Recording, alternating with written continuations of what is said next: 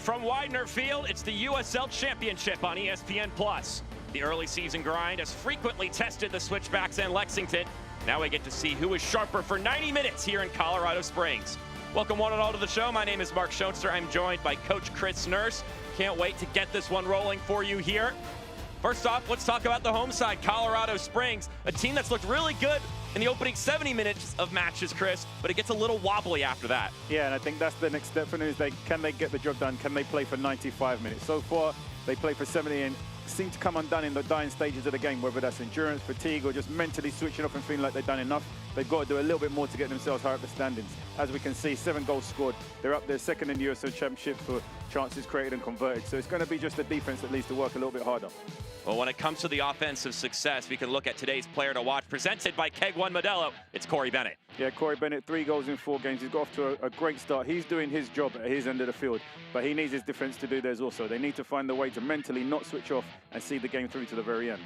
Meanwhile, over on the Lexington side of things, what a week it has been. Sunday at San Antonio, Wednesday back at home in the Open Cup against Lou City, and then traveling to Colorado Springs here for today's match. What a grueling slate this is. Yeah, the big teams who want to go deep in cup competitions know that they're going to play more games, they're going to do a bit more traveling. It seems like Lexington are trying to or have prepared themselves for that. They're one of the big spenders now in the league. They've got a very deep roster, so I'm sure they know the expectations and they're not making excuses for the start that they've had to the season, and they're just looking for a way to turn these results around.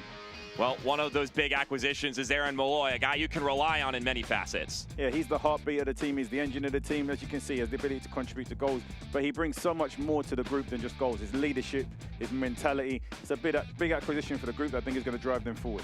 Well, Aaron Malloy and Lexington have some of the coaches on the Switchbacks to thank for bringing him stateside, so a little interesting tie there between these two sides. Roster rotation and endurance are a must today. Who has got more grit for this midday affair? Find out up next with us on ESPN+. Lineups at kickoff are around the corner.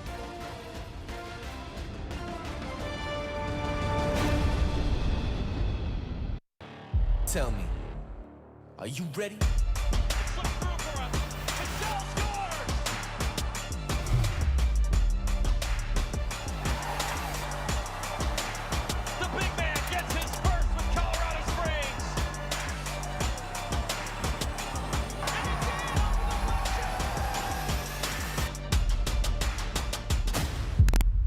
Sponsored by McDivitt Law Firm. Tell me, are you ready?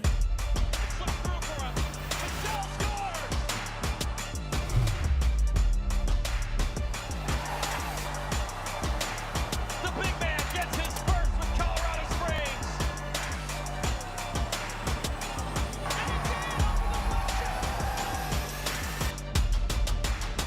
Sponsored by the Royal Gorge Bridge and Park. When it comes to accuracy, the News 5 weather team has it. Hey, check this out.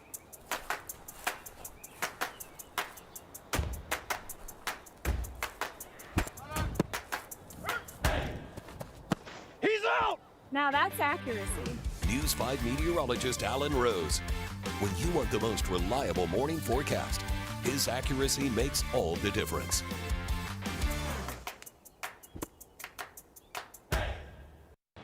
Tell me, are you ready?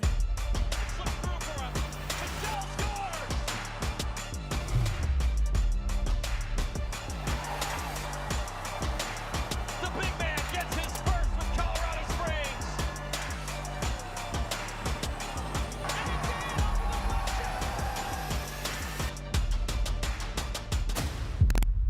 Sponsored by McDivitt Law Firm.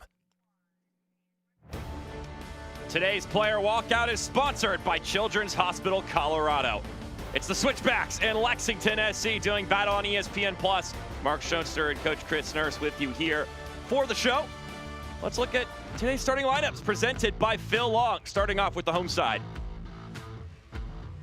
Yeah, as you can see, looking like a 4-1-4-1 when they're out of possession, but this can be very quickly transitioned to a 4-3-3 with Hanya and Creek pushing a little bit higher, and obviously Masareka, Daroma, Williams occupying the center of the park. Couple of tweaks from their midweek affair, of course. Busy times means you need to dig into your depth, and that's also going to be the case here with Lexington. Yeah, Lexington operating in a more traditional 4-4-2 formation. I wouldn't say a boring 4-4-2, especially when you have Goodrum up there, top of player who defends from the front, puts pressure on the defense, tenacious, so much energy, and has the ability to score goals too. So whilst it seems like a fairly straightforward formation, the defending definitely starts from the front with Lexington. And they've got a great goalkeeper between the sticks with Oliver Zemla. Only good things said about him by head coach Matt Kemme as we get those photo ops before the opening whistle here. You see Lexington in their white road kits, making all the travel this week. Meanwhile, it's the home black kits for Colorado Springs here as the fans here at Widener Field. Well, it's like when you get an earlier kickoff. It's a little bit sunnier out. It's a bit warmer here in April as the season rolls along as well. They'll be looking to keep up the good form here at home. Meanwhile, Lexington trying to find a bounce back result after 2 losses this week. Our officiating crew today led by Rodrigo Albuquerque. That's another interesting thing to note. Christian Herrera in between the sticks for this match for Colorado Springs. It's been a bit of a battle between him and Colin Shuttler to start this season. 2 experienced USL goalkeepers. So that's going to be an interesting conversation throughout the season to see who wins over that job and whether it'll be more of a hot hand situation or if they're going to stick with someone once they figure out exactly who's goalkeeper number 1. Yeah, I think it's always a beneficial situation when you have 2 goalkeepers who are competing for that number 1 position. Sometimes teams opt to have one that's a standout goalkeeper and then maybe a younger backup. But when you have 2 that are going toe-to-toe every training session, you know that you have to be at your best all the time. And one mistake or one slip up, you know that your position can be switched. So it keeps the goalkeepers on their toes because, as you know, when you're the number 2 goalkeeper, it can be really challenging psychologically to handle that. But also match minutes can be very limited to come by also. As you can see, kickoff has been delayed here at Widener Field.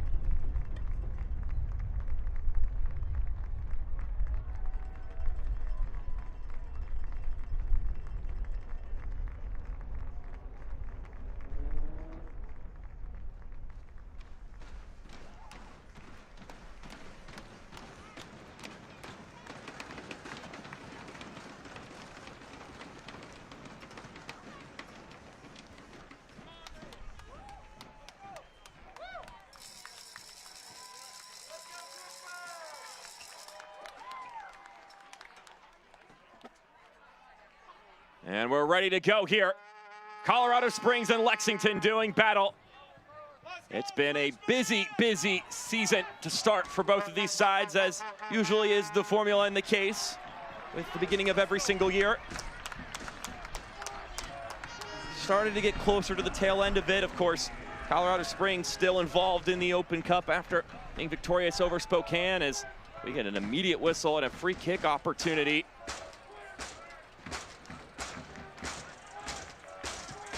This free kick scoring opportunity is brought to you by Underline, delivering gigabit fiber internet, underline.com/COS. Early moment for the home side. We'll see how Oliver Zemla and Lexington stand up defensively here as well.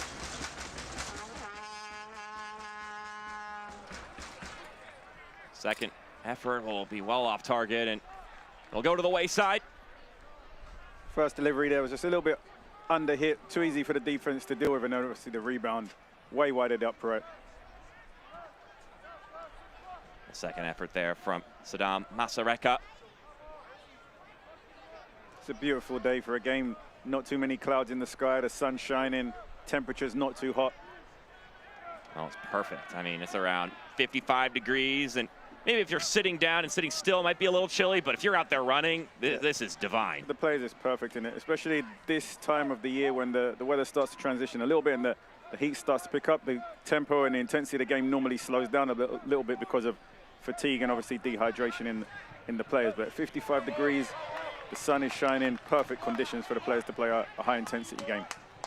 Yeah, this is exactly what you're looking for if you're any of the 22 guys to start out the match, and of course, those awaiting on the bench to step in. It was a 1-1 draw after 120 minutes against Spokane in the middle of the week in the Lamar Hunt U.S. Open Cup for Colorado Springs, and they're able to win on penalties to advance on, and now have the great opportunity to play an MLS side, which is always what you're hunting for in the Open Cup.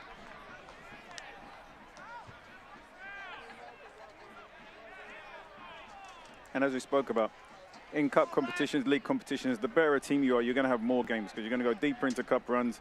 Obviously, you're going to have more meaningful league games because you're going to be up there competing for regular season as well as playoff positions. So the teams that want to be successful have to prepare themselves by having depth in their rosters, having preparation for the vigorous travel opportunities that they're going to have. And there are travel opportunities because if you're not doing well, you're not going to travel that much because you're not going to be in those cup competitions to have those extra games. So I think they're warranted problems. They're good problems to have rather than unwanted problems. The phrase suffering from success, if you will.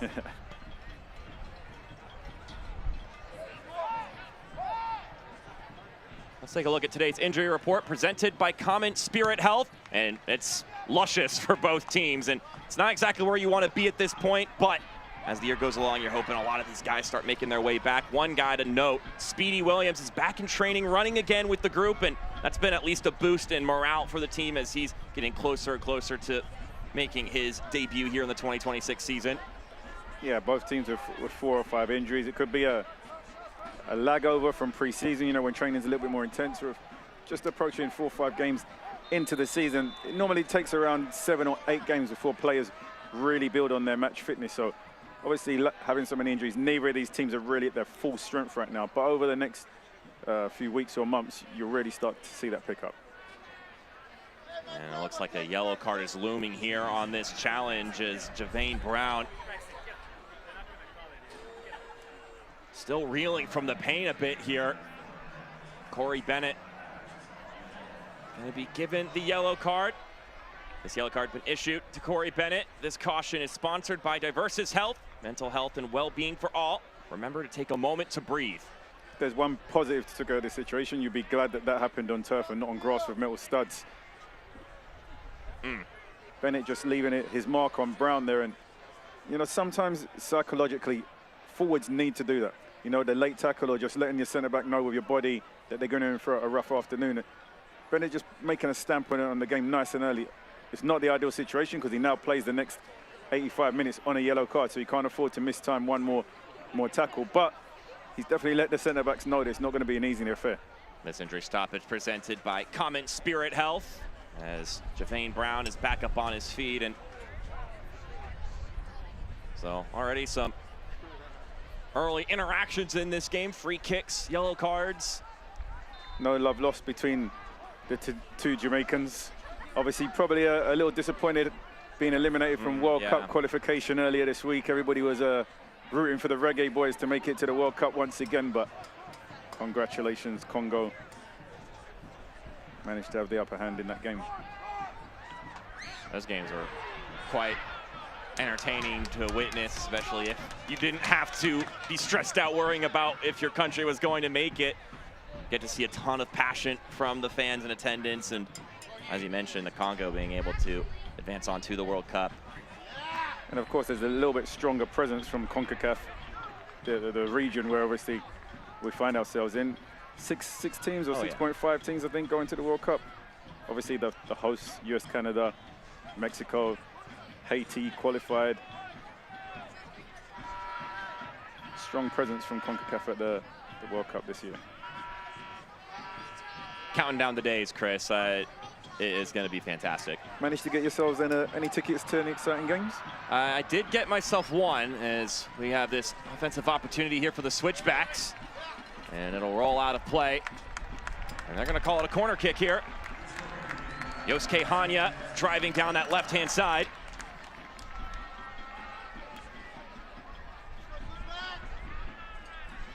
Hanya always a fun player down the wing. Got poked away by Green as we got our first corner kick of the afternoon. This corner kick brought to you by Pepsi. Pepsi, that's what I like.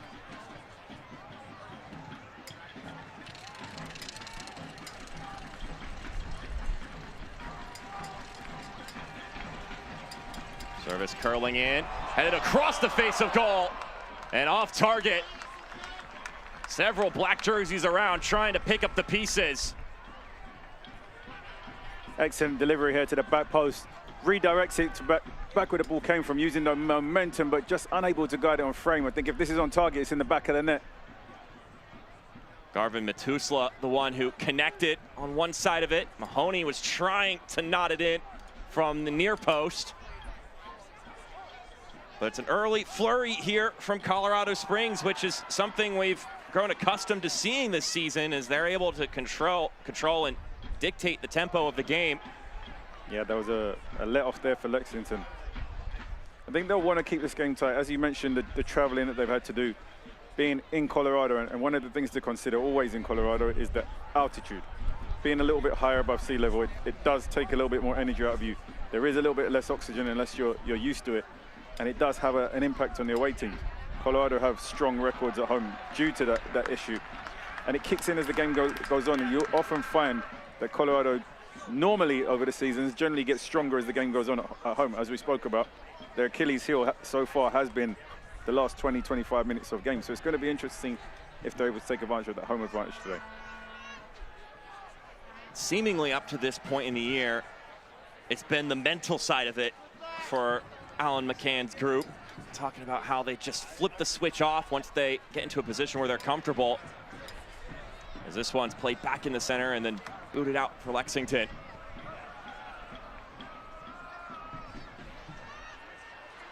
Well, this one trickling all the way through. Hanya denied by Zemla. I don't think it was going to count as the offside flag goes up. Yeah, I think Hanya can be relieved that the offside flag went up, because had this been onside and he missed it, really would have been a poor finish, so to speak. But I think with the offside flag being up, he probably already knew that it was offside before he struck it.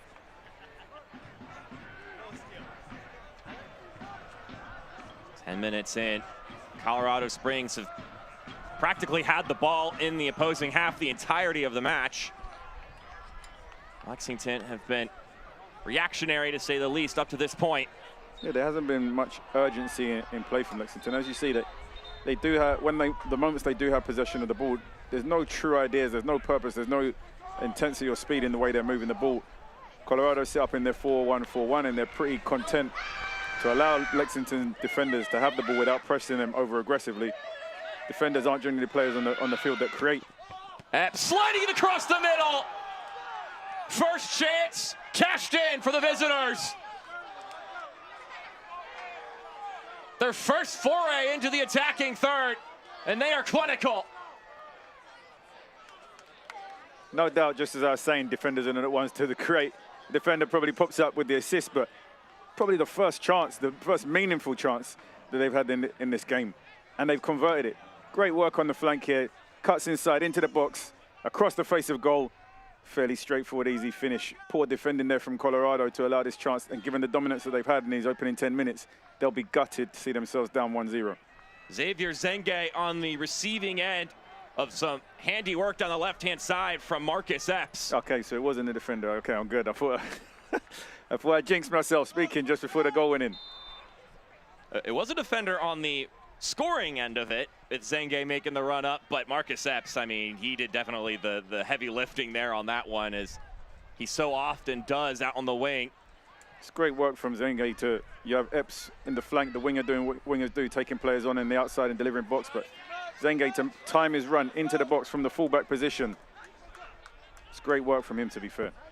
Zenge with his first goal in league play this season, though he did score in that Open Cup thrashing of Flower City Union in the opening round. Found himself in a position probably more familiar with where you'd expect to see Goodrum, center of the goal there, 6-yard box, tap in first time. Aggressive, offensive play there from Zenge. Talk about a retort, though, from Lexington. After the first 10 minutes, it felt like the pitch was lopsided and tilted in one direction, to immediately go and give a rebuttal that gets their team on the scoreboard. Especially given the amount of defending that Lexington had to do.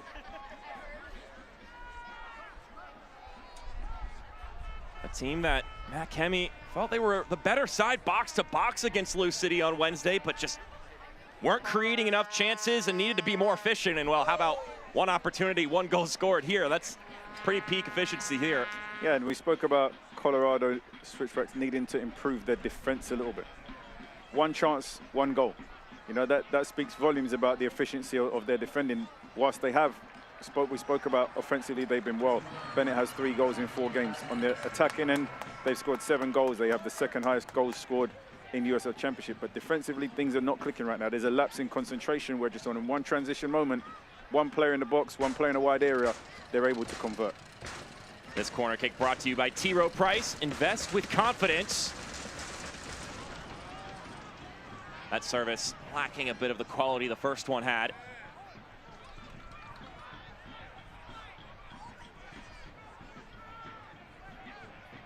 So opening stages of this match, Colorado Springs have had basically all the control, but it's Lexington in their first foray who have taken the lead in this game. Creek squares it in the middle. There's no one there, not a Lexington player. As now Malloy tries to spray it out to the left-hand side. It's Creek again. Rolled ahead by Mahoney. Creek is persistent. Hoping to find somebody there in the box, but that pass didn't quite have enough pace to it, and so Lexington was able to stamp on.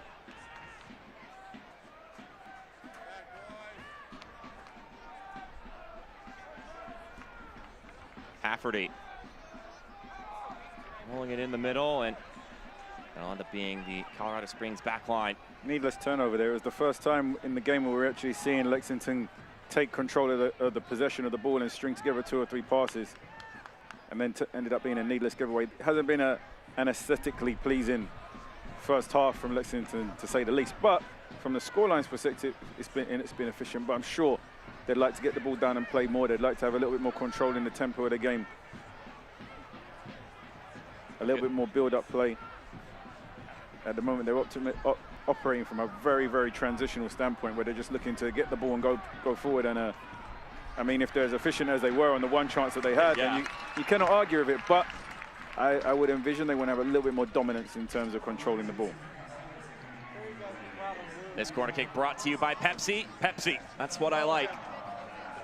You know, sometimes, Chris, though, I feel like, especially when things are getting really congested schedule-wise, obviously you always prefer for the brand on the pitch to look nice and clean and the pretty football you're looking for. But if you could scrap out a result, especially on the road, you're going to take what you can get. Yeah, but I think you also have to have an identity of a team, of what you do on a consistent basis.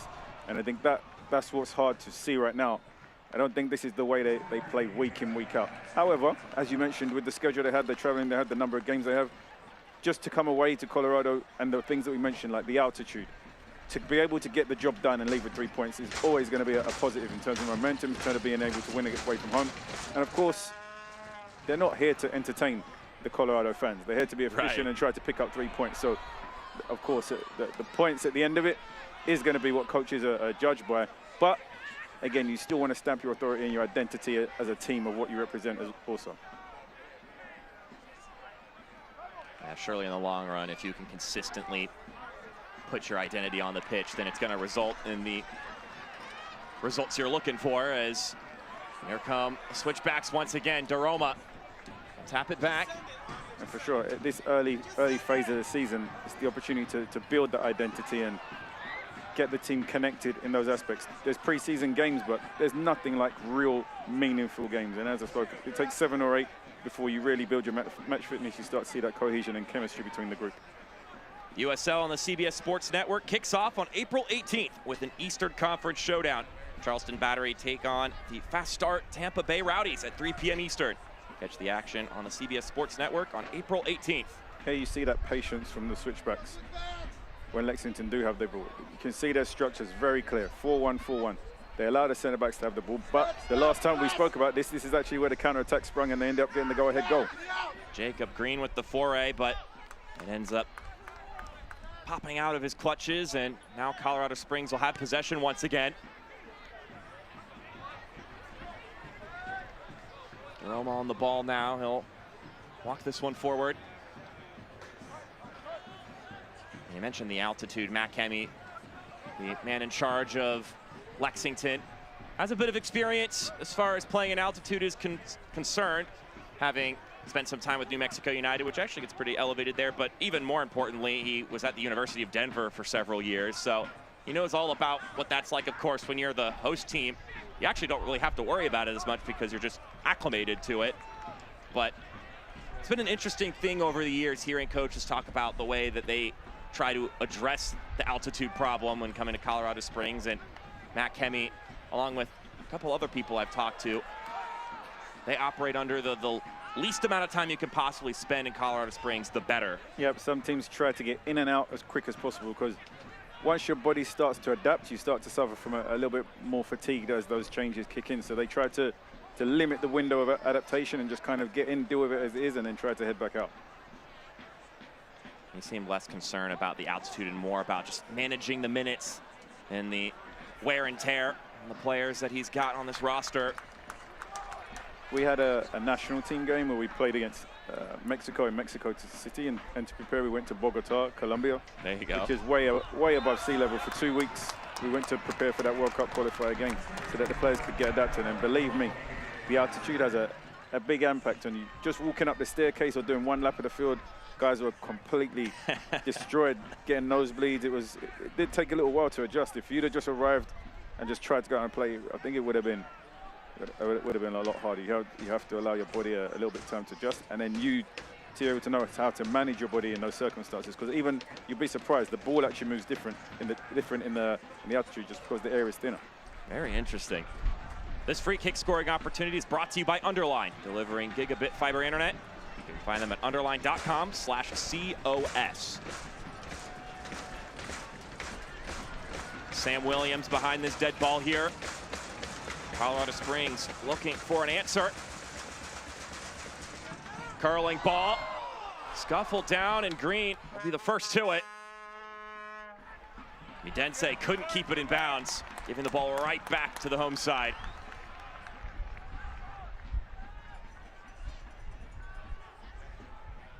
Didn't quite head the ball there. It kind of came off his shoulder. Lexington lucky first to the second ball, able to clear away in the danger. Williams will launch it in. And once again, the visitors able to deal with it, and now Jacob Green might be on the run. Green dashing down the right-hand side.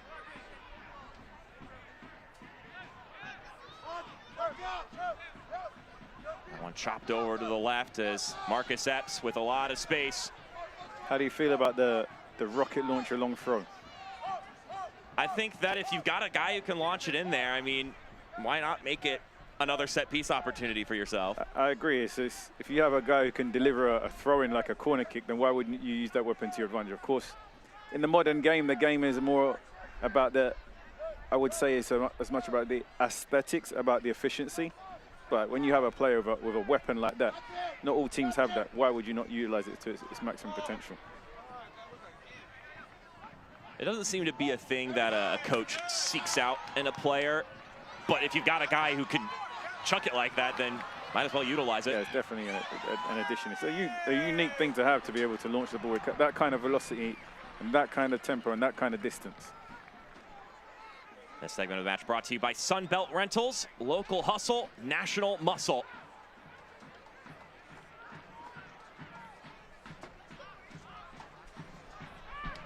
"21 minutes in, nearly 22 minutes in, as it's been Colorado Springs who have had the majority of possession, but it's one opportunity sliding the other direction. Lexington were able to take advantage and now hold the 1-0 lead, and since then have had one or two more shouts going down the pitch. There's only been one shot on target in the opening 25 minutes from both teams, and that's obviously the goal that Lexington scored on the transition. Despite the possession that Colorado Switchbacks have had, 61%, they've not been able to create any goals, scoring any shots on target. They've had 3 shots, but none on target with that dominance in possession they've had. Colorado Springs maybe looking to sort of flip their script here. It's been a team this year that have looked dominant in the opening stages of games, have either had leads or have been sitting on a draw, and then the last stages of the match have bottled a result that was going in their favor. And Alan McCann mentioning that the good thing and the bad thing is that it's entirely self-inflicted. And he said, look, we were really consistent in the preseason against some really good teams. I mean, Sac Republic, Lou City, Union Omaha are great in USL League One, to name a few. But they're just conceding too much in the last quarter of matches.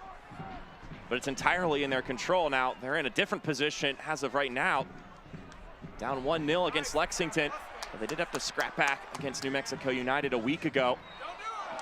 Yeah, just to reinforce your point about what half the game has been played in. Colorado have made 49 passes in the attacking half, where Lexington have just made 11 passes in the attacking half. So almost 5 times as many passes for Colorado in the attacking half than Lexington. However, it does depend on your team's game model. Are you a team that wants to dominate possession, or you're a team that is happy to win the ball and quickly transition to attack? Now, for the 49 passes that Colorado have made in the attacking half, they've not created a shot on target. So it's now a case of what are they doing? Where are those passes going? Why are we not creating scoring opportunities? Because you can create a goal scoring opportunity with the right timed run, with the ball in behind, the ball over the top, shot on target. They've had the dominance in possession. They've had the dominance in possession in the attacking half, but they've not tested the goalkeeper on many occasions in his opening 25 minutes.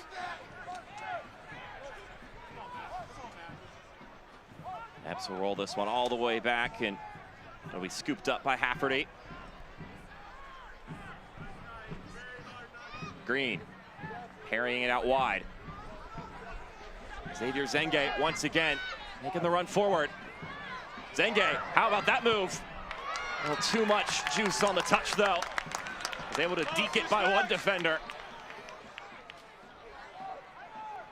That's where that opportunity would subside for Lexington, though they maintain possession. And we'll go at it again.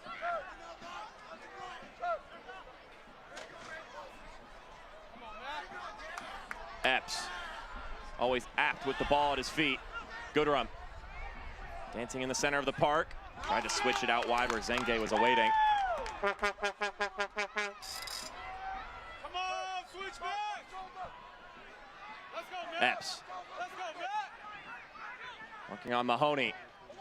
Epps sends it inside. Knocked straight up into the air. And of course, with the attackers that Lexington have, you really can't afford to fall asleep. Gooderum is a player who can be quiet, not have too many touches on the ball, and just pop out of nowhere and create a goal scoring opportunity, or get onto a hopeless ball and put the ball into the back of the net. So sometimes when Gooderum is quiet is actually when he's most dangerous, because you lose focus, you lose concentration, he peels off your shoulder and finds himself on the score sheet. So these are actually the moments when defensively you have to be a little bit more focused, because he'll take advantage of you if you think that he's sleeping. And you could think, oh, I guess it's just not going to be his day, and then suddenly, whoops, you get punished. Maples one-on-one with Midense. It will go out. It's going to be a corner kick. Alfredo Midense winning the last glance off of Talon Maples. Good work here from Midense. He doesn't give up. It's almost a hopeless ball hit towards the corner, and he just stays active, ends up winning a corner kick for his team, making something out of nothing. This corner kick is brought to you by Pikes Peak National Bank. We've been kicking it for local businesses since 1957. He's scared!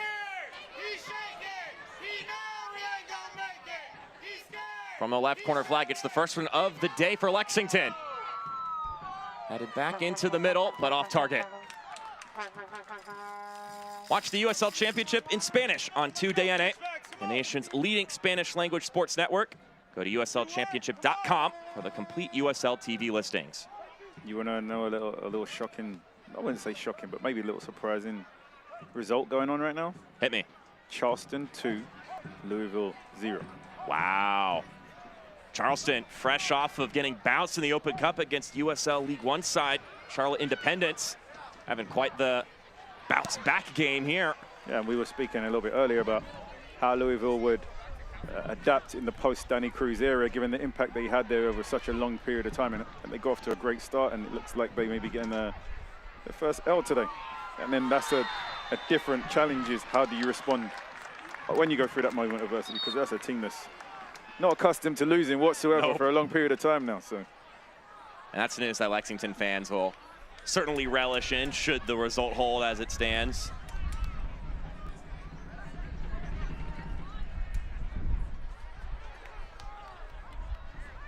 We can talk ad nauseum about the travel and just how tight the schedule is right now for Lexington and the negative repercussions that come with that. But I asked Matt Kemme if he's also sort of excited by this stretch because, look, no one's going to really be able to hide the kind of person you are when you get into a slate like this, especially when some of these matches aren't going your way. I mean, you lose to San Antonio in a frustrating one. You lose to your rivals on Wednesday. This is a really big chance to kind of see the character of your group and really get a peek at what your guys are made of. And I think he was in a pretty firm agreement with that. He was like, look, we can't make excuses because the schedule's out of our hands. What happens, happens. And yeah, and I think, as you mentioned, you get to find out your group. More often than not, you find out about your group when things aren't going well and after losses than you do when they win. So experiencing this early in the season probably allows you to recognize some of those red flags, to start to put... Hanya goes down. The ref waves it off. Start to put plans into place. And already maybe start to have an eye on additional players that you may recruit because of some things that you notice that you may not be happy with in players in those moments where things are rocky and you're not going through the greatest patch. So I think sooner rather than later is always the best time to experience that. Obviously, it's not something that coaches want to be planning for so early in the season, but I think it's a great opportunity to prepare for what may be to come later on in the year. Here's a look at that contact again. Hanya going down. I think, to be fair, on first glance, it looked like it may have been shoulder in the back, but actually it looks like Hanya runs into the defender a little bit more than the defender going into Hanya, and he's maybe looking for that free kick. Yeah. I think it's Zenge that he ends up colliding with. I think Hanya was trying to sell a little bit into the referee there. So Hanya will go down. Won't get the result he was hoping for. He's back up on his feet, though, after being slow to get up.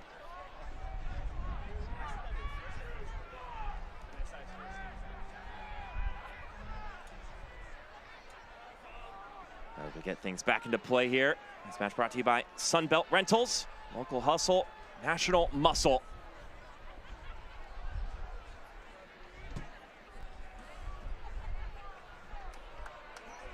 Zemla. Pop it back into play, and like you were talking about, Kemme said that these guys are pushing themselves to be their best versions of themselves, and yeah, this is a great chance to see exactly what the team is made of. And he said, look, it takes durability to be successful in this league, as you noted in our open, that teams that want to be successful have to be prepared for the depth that's required to be successful. For sure, you know the landscape, you know the traveling, you know the distances, you know when the schedule gets more hectic, you know when the cup competitions are all going to kick in. And that's why the performance coaches sometimes can be so valuable, because you have to create a plan of how and when you're going to push the players, how and when you're going to give the players more rest, and the depth that you're going to have in the roster that you have as a group. So all of that comes into a whole plan of being successful over the long season. Of course, as a player and sometimes coaches, you just have to focus on game to game. But you have those staff and those players and those important players within the staff who think of things from a little bit more of a longer term perspective and try to look at that season-long success more so than the week-to-week or the day-to-day. And you have them there for a reason, right? Everybody has their specialized skill set. All to make it a well-oiled machine. These are two programs that want to be described as such. You certainly see the upside with these two groups. The results not quite matching that yet this season. Both sitting in the middle of the Western Conference table, but there's certainly no doubt that these two could be contenders by the end of the season, depending on how everything shakes out. Here's Goodrum. Didn't quite keep that in bounds, but he draws a foul. So a free kick incoming for Lexington around the middle of the pitch. So Hanya doesn't get the foul going his way earlier and then commits one here. Yeah, and I think he's trying to say to the referee that it's the same thing that he experienced in the box, which I don't think is the same thing that he experienced in the box.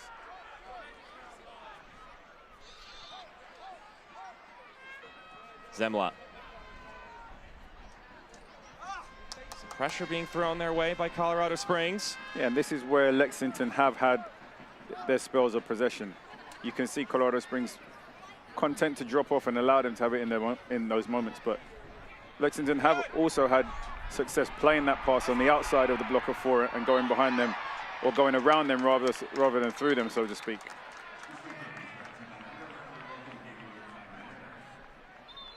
So we're going to get free kick here now for Colorado Springs in a moment, as Hanya is down on the ground and looks like maybe bleeding a little bit from the knee, as we get this free kick scoring opportunity brought to you by Underline, delivering gigabit fiber internet. Underline.com/COS. And now we will have some injury stoppage presented by Common Spirit Health as Hanya gets patched up here. Just coming into the game a little bit more active in the past 5 minutes, Hanya. We didn't really mention him so much in the opening 20, but he's been on the receiving end of the free kick, conceding the free kick, receiving a little bit treatment right now. He's come to activity a little bit over the past 5 minutes. Getting the bandaging on, and now we're off and running once again here from Widener Field. Maples rolling it out to Mahoney. Lobbing that ball over top, trying to find Corey Bennett, who is that lone man at the top of the formation. He's a great option at that spot as far as number 9s across the league are concerned. The great debate in the game right now is how do you give the game back to the offensive and the creative players? There's a statistic or a trend right now in the game globally where the center backs and the defenders are the ones having the most touches on the ball, spending most time on the ball on the field. And previously, maybe it was your wingers, or your attackers, it was your number 10s. These are the players that you wanted to get the ball to. These are the ones that get your free seats and excite you. So there's now a trend of how do we give the game back to those flair players, those exciting players, those creative players. How do we give it back and get those players to have the most touches and minutes on the ball? Talk about someone who's exciting. Marcus Epps swerving in, shooting. Getting the job done. Christian Herrera knocks it to the turf. But Lexington are back at it again. Great job here from Epps. Something that you try to instill in young players and attacking players is just creating half a yard of space to get your shot off. You don't need to take a big touch and have a long time to get the shot off. It's just creating that half a yard of unbalancing defender and then hitting the target. He does a great job here. You see, he slows down the defender, takes his time with short touches, then half a yard of space, bang, tries to get the quick shot off. And as you can see, catches the goalkeeper a little bit unaware, unable to get clean contact on it. Anybody's following in the rebound, it's an easy tap in, but great work there from Epps to create the opportunity.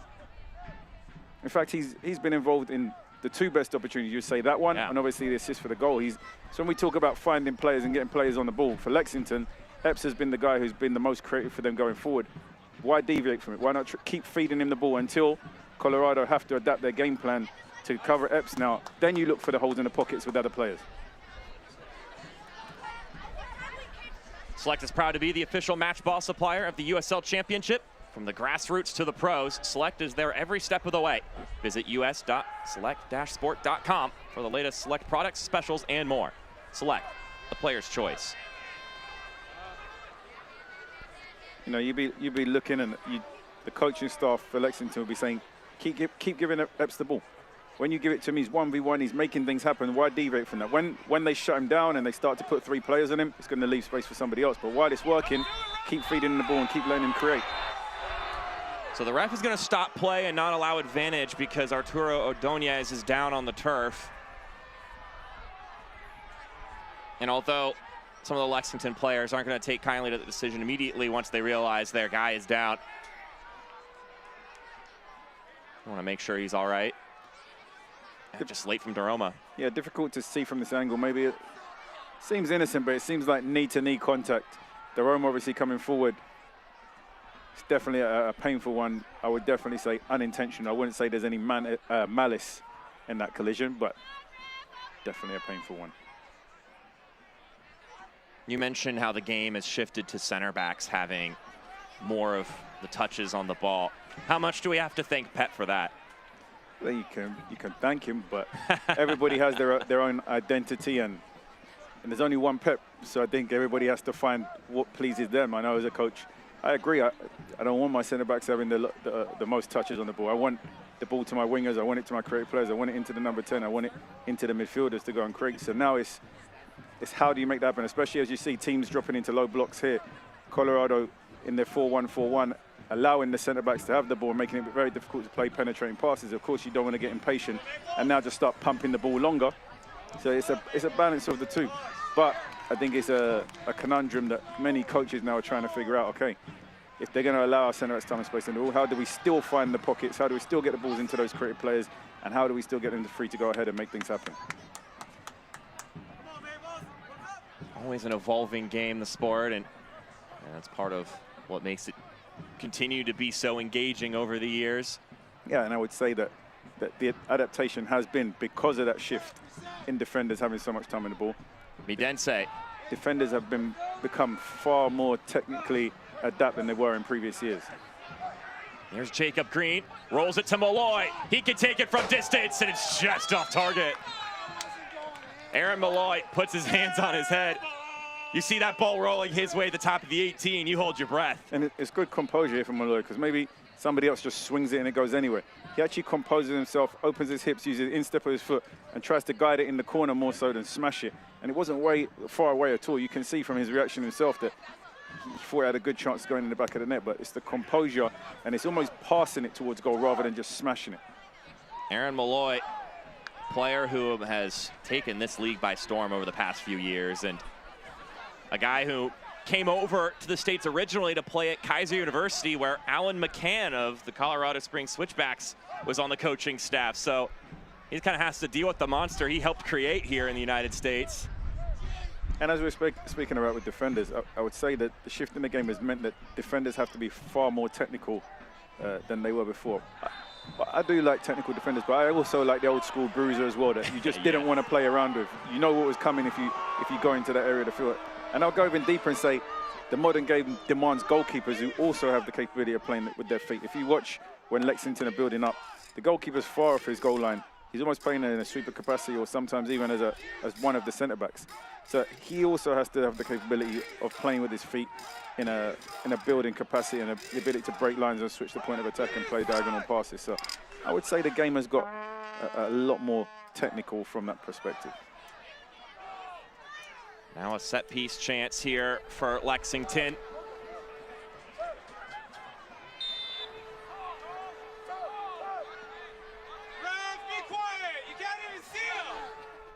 Malloy will leave it.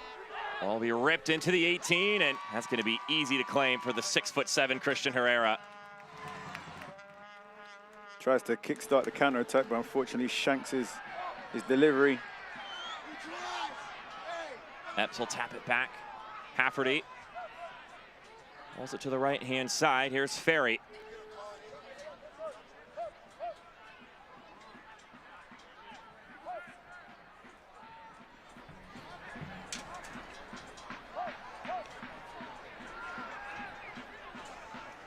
Malloy will roll it over to Javane Brown. As Lexington trying to figure out a way to make it forward, but the Switchbacks take possession. Now they'll push in the other direction. Our ref says it's a clean challenge, and now will be rolled out of play. I don't know if I agree with that being clean. I would say there's definitely a little nudge in the back as he goes to win this ball. You see him, there's the nudge, and then he takes the ball after the nudge. So I would say the contact definitely came first before he was able to win possession of the ball. Referee allowed play to continue, which I also don't mind. A physical contact game, as long as it's fair for both teams. Just have to move the ball a little bit quicker if you don't want to get caught in possession. Still got a player down on the ground as we're trying to get action resumed here. And that's Masareka, the Ugandan player who is down on the ground right now.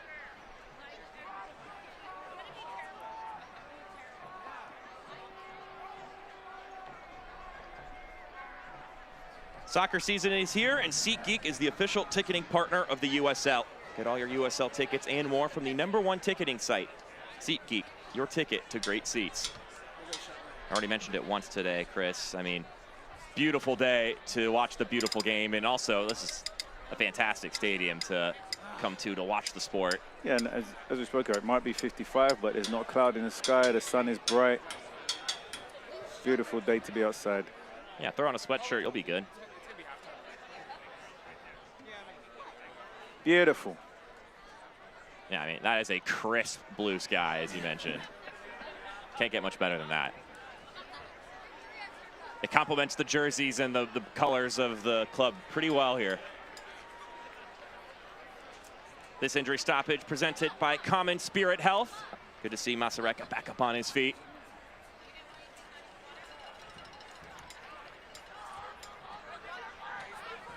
As we spoke about, the weather conditions do make for perfect transition, speedy, intense game. But we've not really seen that in the open half. It's not been an end-to-end affair. It's not been very intense, I would say. There's not been too much aggression.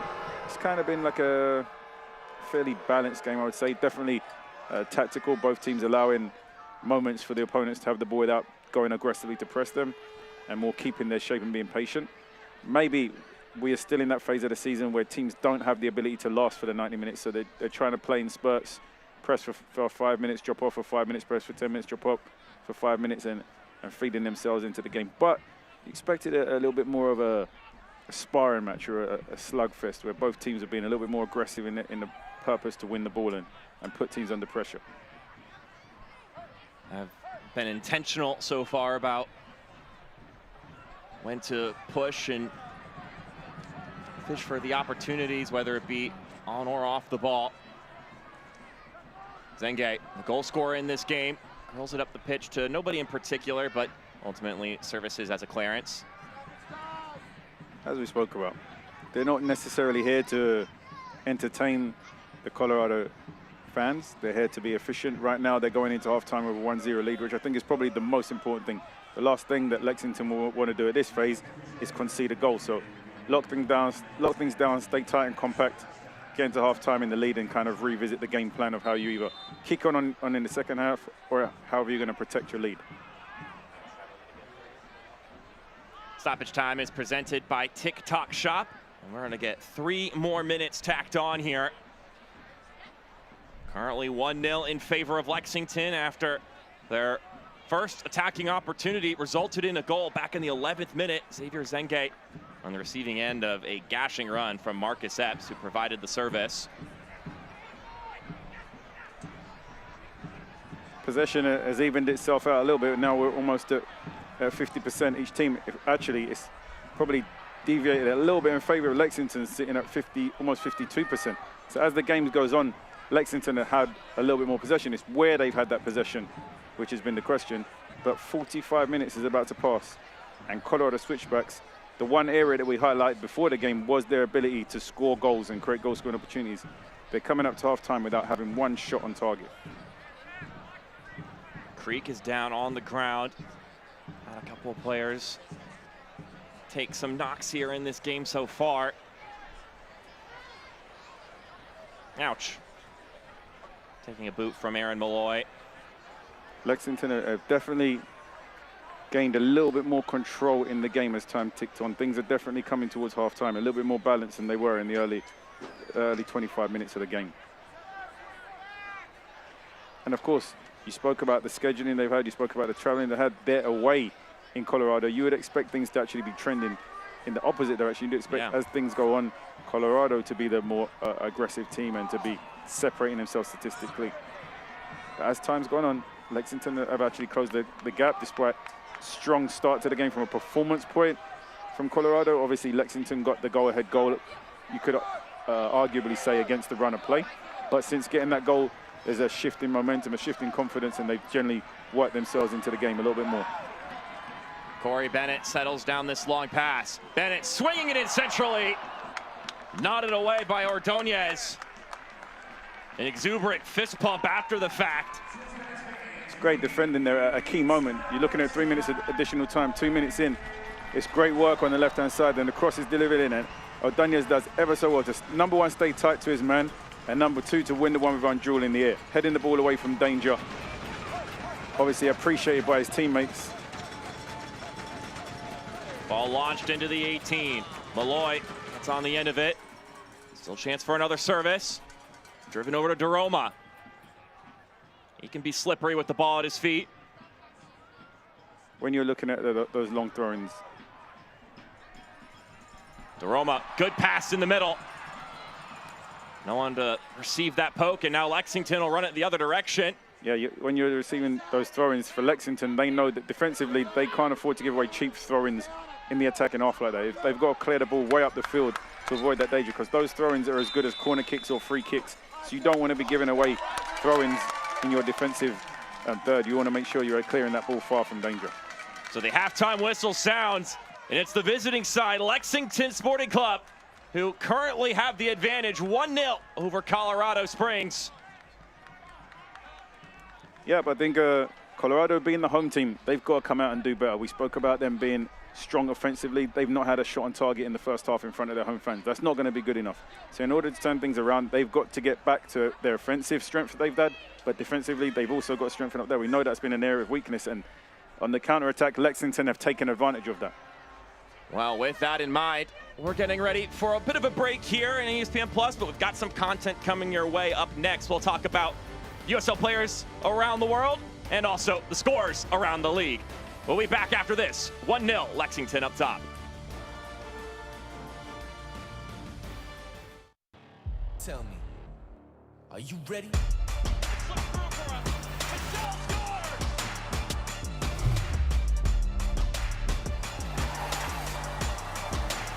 The big man gets his first with Colorado Springs.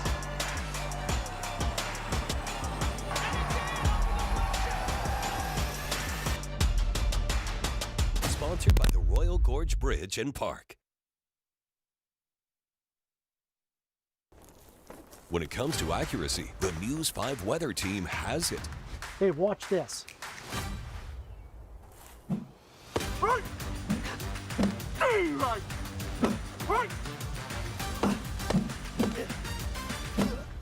He's out! Now that's accuracy. News 5 meteorologist Alex O'Brien. When you want the most reliable forecasts, her accuracy makes all the difference. Tell me, are you ready?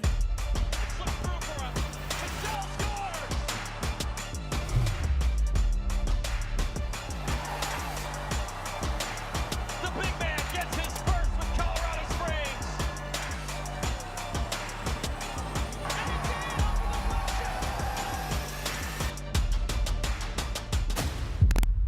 Sponsored by McDivitt Law Firm. Tell me, are you ready?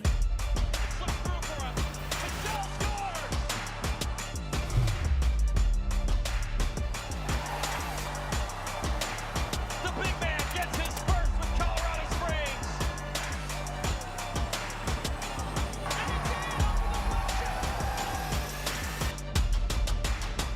Sponsored by the Royal Gorge Bridge and Park.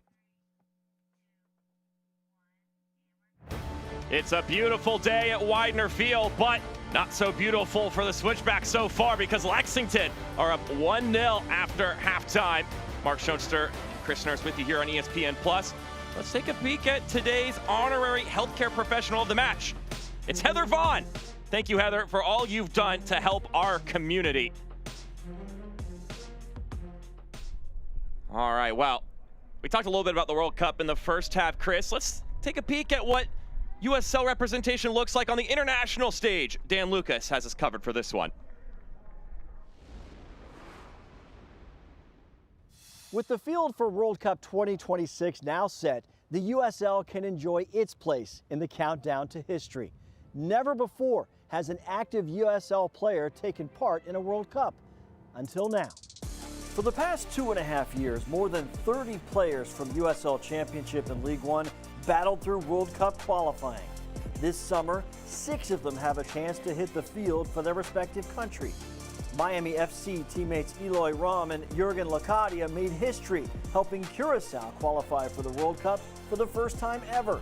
Curacao will face Germany, Ivory Coast, and Ecuador in group play. And for the first time since 1974, Haiti will take part in the World Cup, following a very unique road through qualifying.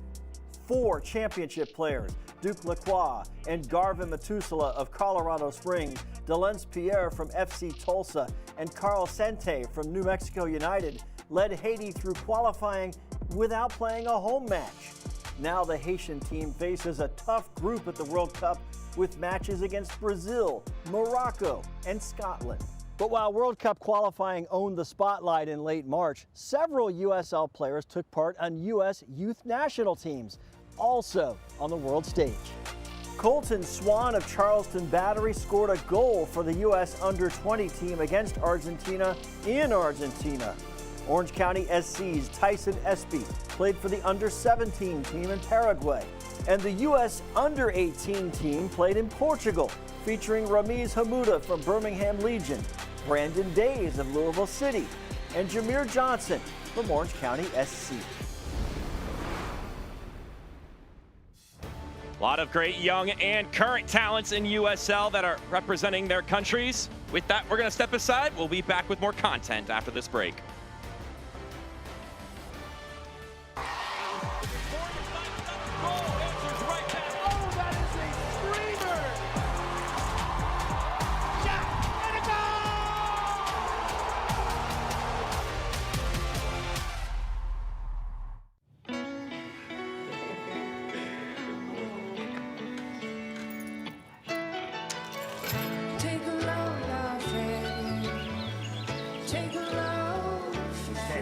Today, we accomplished nothing. I mean it, not a thing. And it was kinda everything. This spring, stay 3 nights and get a $50 Best Western gift card.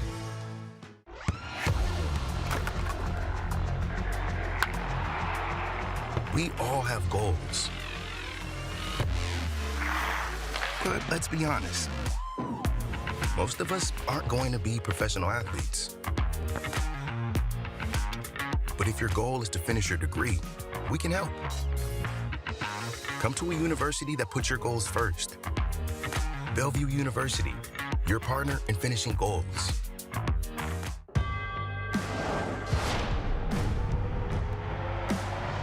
Prinks Tires in the USL help soccer journeys everywhere to drive harder.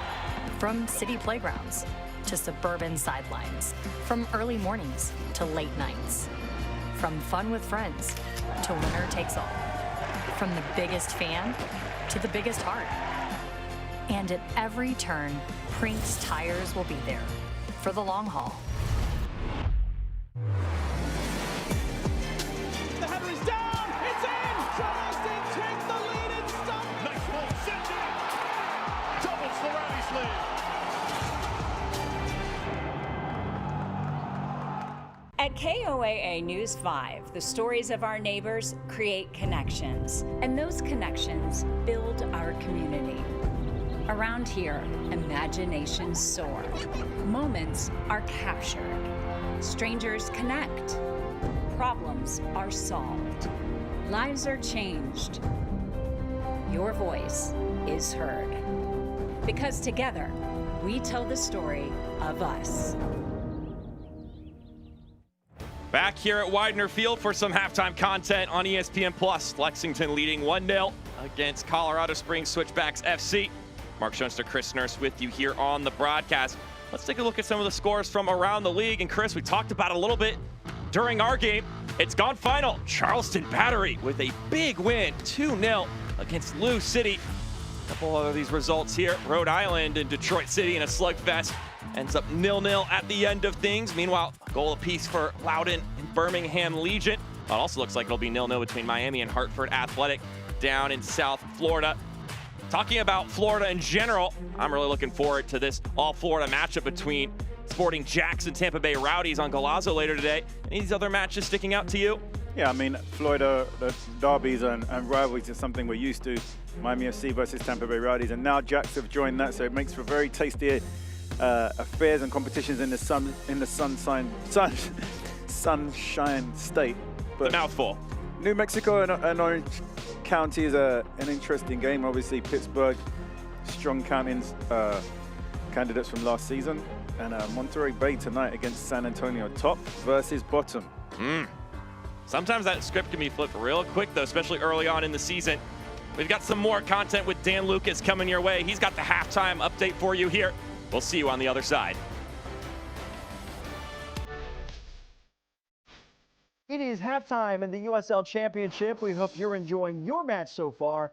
I'm Dan Lucas inside the USL studio with a look at some of the headlines for this week. Louisville City became the first club to win 200 regular season matches in the USL Championship with its 1-0 victory at Brooklyn FC. Louisville accomplishes that feat in 342 regular season matches. Round 2 of the U.S. Open Cup featured some great matchups between championship clubs. Rhode Island FC knocks off El Clamico rival Hartford 2-0 on a soggy night. Here are the clubs from USL that are headed to the third round.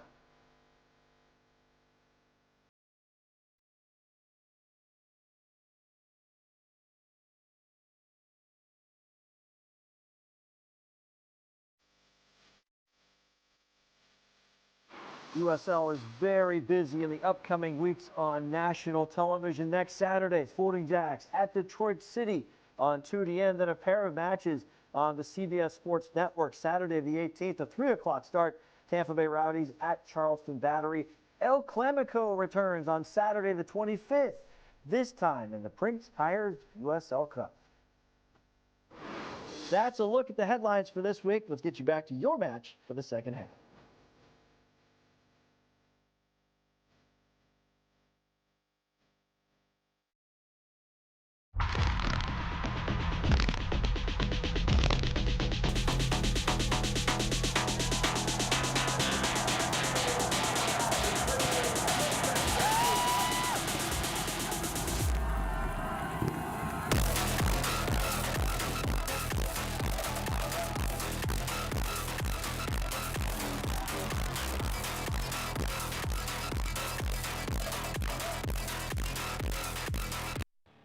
Tell me, are you ready?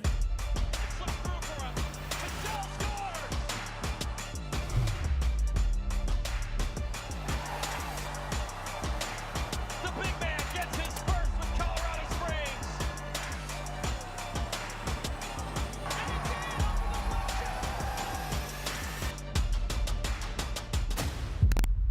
Sponsored by McDivitt Law Firm. Tell me, are you ready?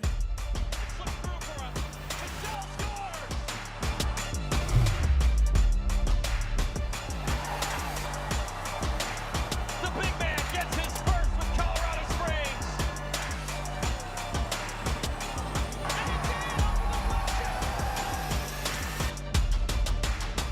Sponsored by the Royal Gorge Bridge and Park. When it comes to accuracy, the News 5 weather team has it. Hey, check this out.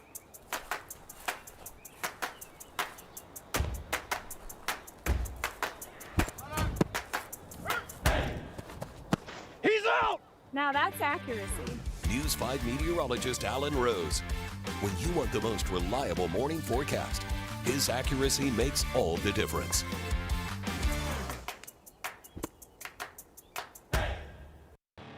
Tell me, are you ready?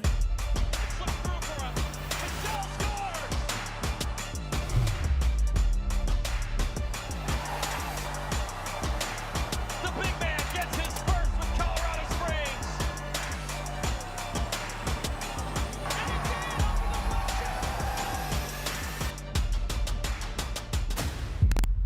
Sponsored by McDivitt Law Firm.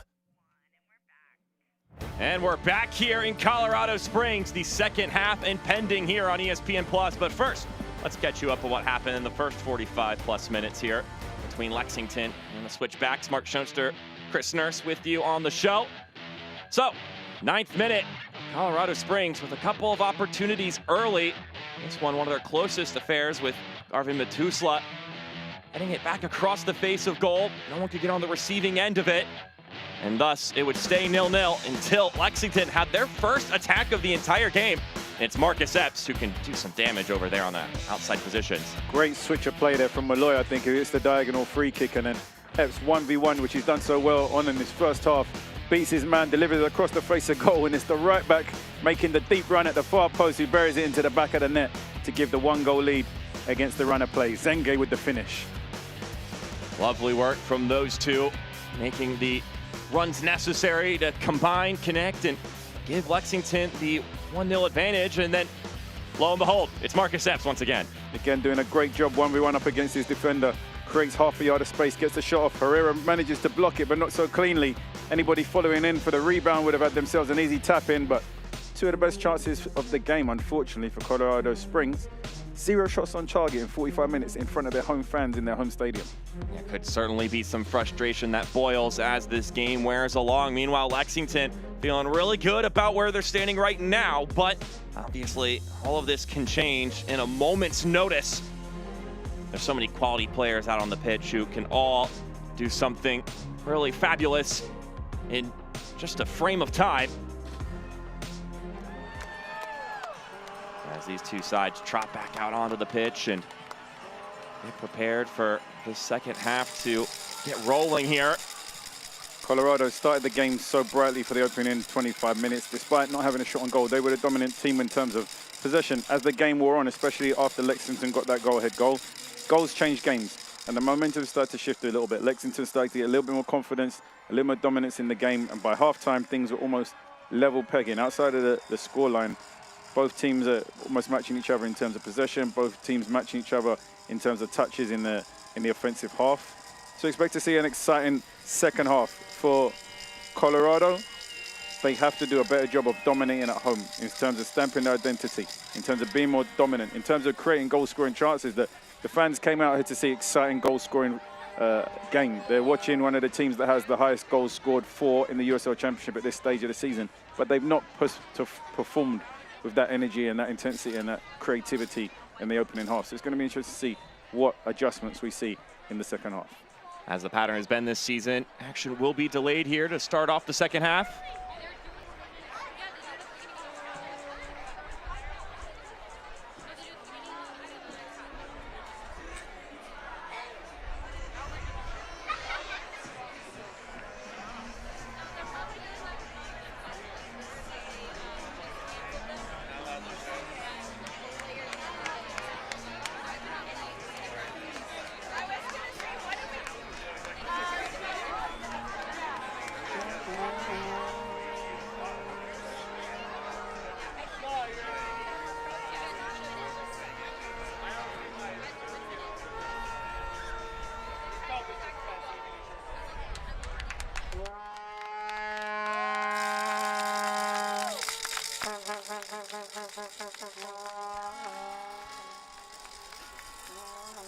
Under a crisp blue sky, we have got the second half ready and going for you here on ESPN+. It's currently 1-0 in favor of the visitors, Lexington Sporting Club. Will that remain the case after another 45 minutes? Mark Schoenster, Chris Nurse with you here on the show. Yosuke Hanya maybe a bit quick to react to taking the contact there, though he does get the whistle. The onus is definitely on Colorado to come out strong and dominant in the second half. As we spoke about, them being at home in front of their home fans, it's important to I wouldn't say put on a show, but definitely to show your dominance or your advantage and making your home stadium a fortress. And that starts with a performance and for sure results. The fans came out to see an exciting attacking display of soccer and to win games.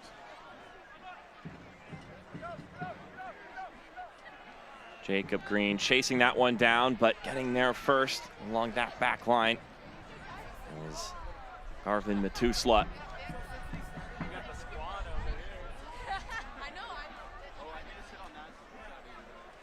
Lexington throw this one back into play. Xavier Zenge, the one launching it. Going into this game, Lexington knew that this Colorado Springs team would be tough to handle. Matt Kemi mentioning that the Switchbacks have good ideas in possession, some great wingers, and a side that's good in transition. So they've not shown that in this first half. The winger that's been the most lively has been Epps. You know, we haven't said much about Maresca Hanya, as we spoke about, had a little spell where we called his name frequently, but it's more so on the receiving end or giving away free kicks. He's not been. Ball served down, knotted in the area. Matusla able to blast that out of danger. He's not been the creative attacking force that we're used to seeing. So it's going to be interesting to see how they adapt in this second half to become a little bit more creative, because they will be aware that they've not had a shot on target in the first half, and it's going to be something that they want to rectify pretty quickly.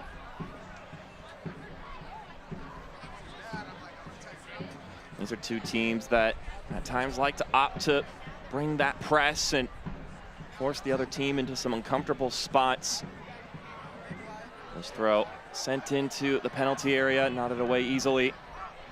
Al McCann mentioning that he feels like there may be some opportunities when the numbers are thrown their way by Lexington, as this is launched over top and Naples able to deal with it. Never want to be running towards your goal with Philip Goodrim up your hip, but he does well there.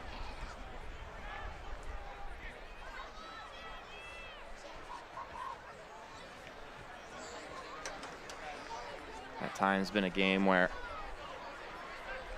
the sides have been tactful about when they choose to really surge and throw some numbers forward, or when to press and when to sit back. As Brown chucks it into the 18, and it's returned right back to him. Ferry, curling effort. Once again, knocked away from goal, but it's an early flurry here for the visitors in the second half. Those called in deliveries from the top of the 18-yard box. Very dangerous, but Colorado Springs were very well positioned to deal with that. Made a very complex ball look fairly easy.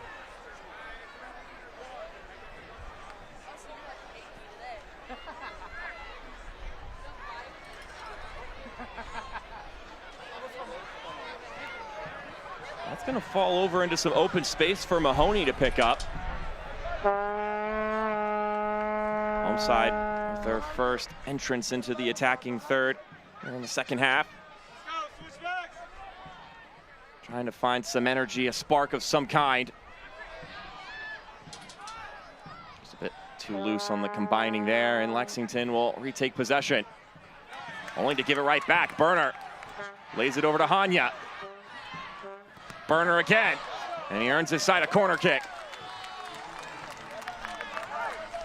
Lexington will be frustrated there because they had decent possession of the ball, and it was a needless turnover. Now they allowed Colorado Springs to win back possession of the ball. Hanya with a really good disguised pass down the side here. Now won themselves a corner kick.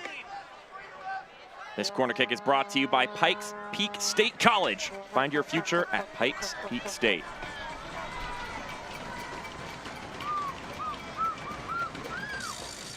Service drilled into the middle, and it falls through. But it's just going at a slow pace towards the goal line. Zemla picks it up. They had the window they were looking for. It's an awful miss there at the back post. It's a great delivery. It's an excellently well-timed run. Just lacked the composure to finish off the play. He's all alone at the back post. He's created the space for himself. He's found himself in the right area at the right moment, at the right time there, but Bennett just lacked the composure to finish off the chance. He'll be really disappointed when he gets the chance to see that back.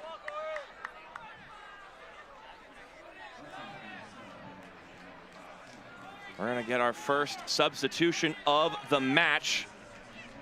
Javane Brown, who picked up a knock in the first half but was able to muscle it through, will now go off, and Kendall Burks, who is the usual starter in a center back spot, will sub into the game. The substitution is brought to you by All Copy, office technology partner to the Switchbacks.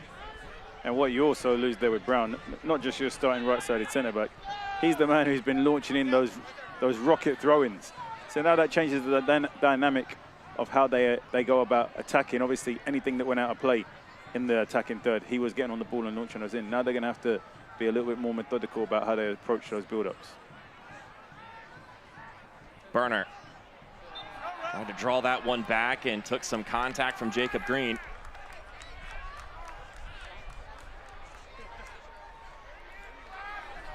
Go along the touchline, Burner. Finds Hanya. Emerges from the shadows. Yosuke Hanya. Poked away by Zenge. There'll be another corner kick for the home team. Good defending there from Zenge in the end. You thought that Hanya had got by him, was about to dart into the 18-yard box with the ball, and it's the last-second toe poke with his right foot. Manages to nullify the danger for a little bit longer.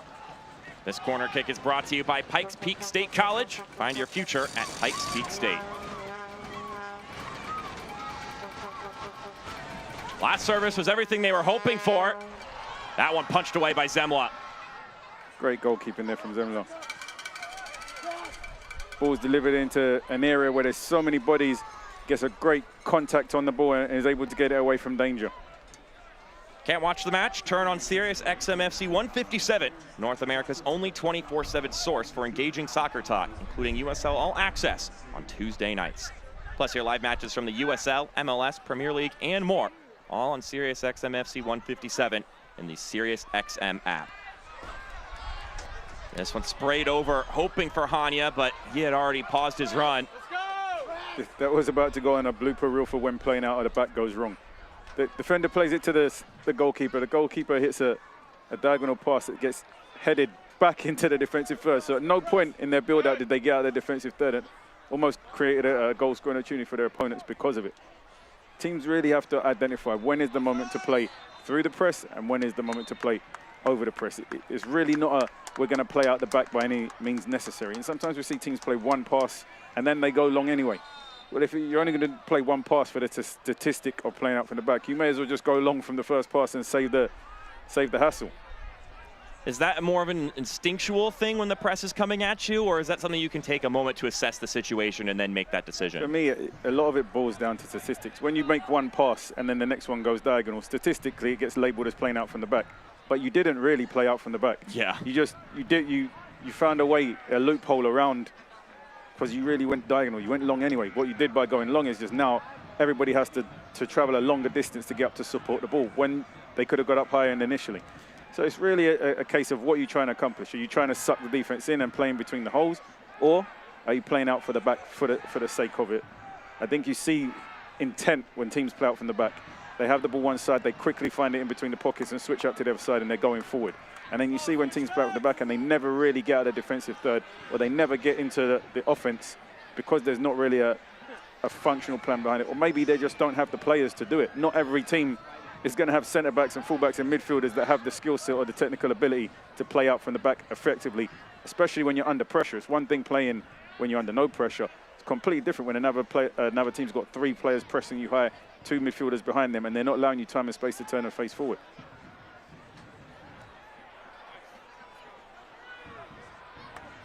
Possession going back and forth here in the middle third as both sides are jousting and jockeying for the ball.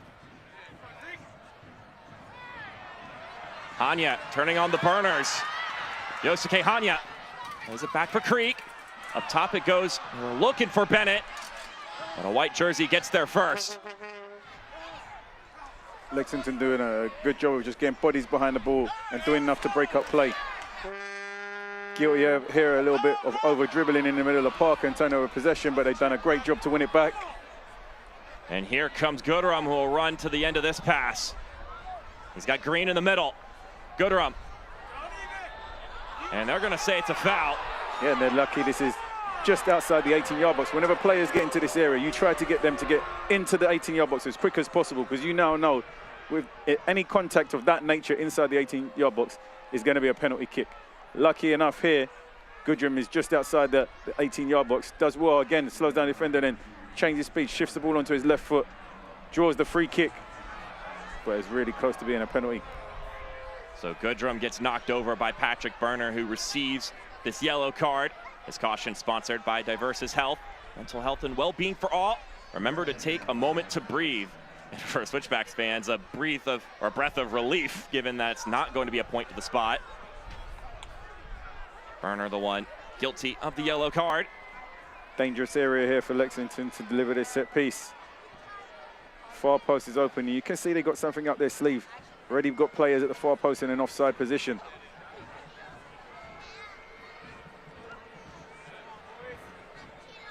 See Maloya waiting at the top right corner. Now he'll drift in centrally as we'll see Ferry rip this in the middle. The back post was open, but the combination not quite there for Epps. Thought this was I want to say like Uber Eats delivery is so accurate. Thought that was directly there for Epps. I don't know if he would have been allowed to have the goal, because it looks like he's in a very, very offside position, but the delivery was inch perfect, to say the least. Ferry, the one driving that one in.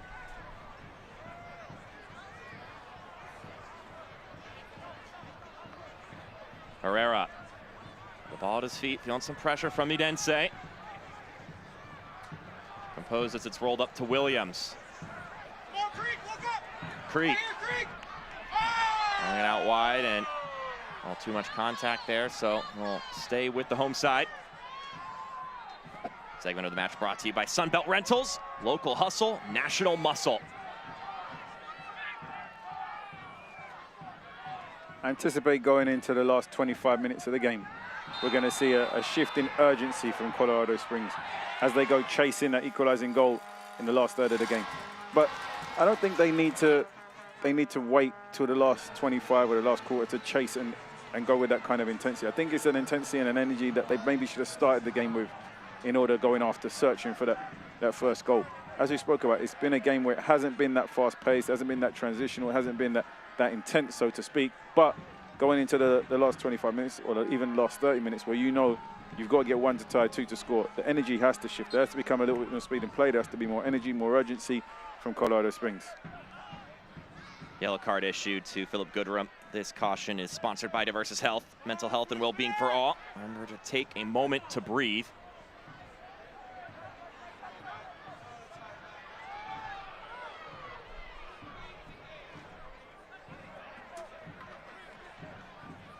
Substitutions starting to get ready for this next 30-minute stretch of the match. Burner. Offensive substitutions also. Got players down underneath the shadows of the buildings surrounding Widener Field.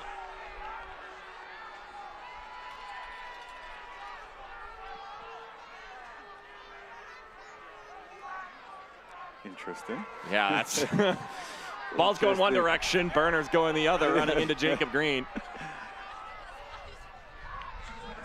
Well, let's hit these substitutions for you now, and as you mentioned, talk about two big names subbing into the game for Colorado Springs. Jonas Fjellberg stepping on for Masareka, and then Adrian Perez subbing in for Brennan Creek. These substitutions brought to you by All Copy, office technology partner to the Switchbacks. Definitely very offensive substitutions from Colorado Springs. Fjellberg, a really interesting winger. He can use both feet, can go right, can go left, he can create, he can score goals himself. So it's going to be interesting to see, as we spoke about, how do they find ways of getting him onto the ball. And Perez comes in, provide that little bit of finesse, that little bit of attacking energy that you need, can do something different, can unlock defenses. Again, they need to get these players onto the ball as early as possible, as frequently as they can in these remaining 30 minutes, and see what they can create. Perez, a kind of player who can act as a magician and pull something out of the hat, and maybe they just need a little bit of that in this game. Colorado Springs, as he's on the ball now. Switched over to Burner. Hanya. Now has two defenders on him, trying to swing around the outside. And his jousting efforts are on his side, a corner kick going off of Zenge. It's always a catch-22, because when you're chasing a goal or you're a goal down, obviously you make offensive substitutions, but the more offensive you become, obviously you now weaken yourselves a little bit defensively and you leave yourselves open. Some say the best defense is offense, but there has to be a balance of both. And when you bring on two offensive substitutions, you know that you're tweaking things a little bit more in the offensive side of things, and you kind of concede that you may be a little bit more vulnerable defensively. That Pikes Peak State College corner kick, unsuccessful there, just winding all the way through. I'll go to the Switchbacks, whom have now thrown on the firepower, risking some of that vulnerability on one side. See if it pays off for them here, as we've got about 30 more minutes to go in this match. The difference in this game is, look out, some pressure being thrown the way of Lexington. Hanya out to Perez. He fires! And Adri Perez couldn't put it on target. But you see this opportunity comes around because now they're on the edge of the box, on the balls of their feet, chasing to win that ball with urgency and pressure rather than allowing Lexington to have to possession ball and sitting back in their 4-1 defensive shape. Now they're going after it. And I feel like they could have been a little bit more proactive and aggressive in this phase earlier in the game. They could have even attempted this from the get-go and sustained it. Ball through for Bennett. He turns and lets it fly very quickly. Wasn't on target. See the pressure is now starting to build in favor of Colorado. The fresh legs that they brought in has brought a surgence of energy to them. You would feel Bennett needs to get these shots on target. The ball comes into him. I feel like he does a good job to get it into his body. Turns and hits it on the volley, but just lacks the accuracy to test the goalkeeper. Semler really hasn't had to make too many saves in today's game. Zemla, a player that Matt Kemi believes is the best goalkeeper in the league. He said it's not just because of his shot-saving ability, but what he can do with the ball at his feet, his passing range, his high soccer IQ. Well, he can also thank his defense tonight because he's not had to make a save because there's not been too many shots on target. Let's see. There's been one shot on target so far. Yeah, and it was that scuffed effort from Corey Bennett on the corner kick where he wasn't exactly having to urgently fling his body across to keep his team in the lead. Ball launched in play, and I guess that'll count as a shot on target as well.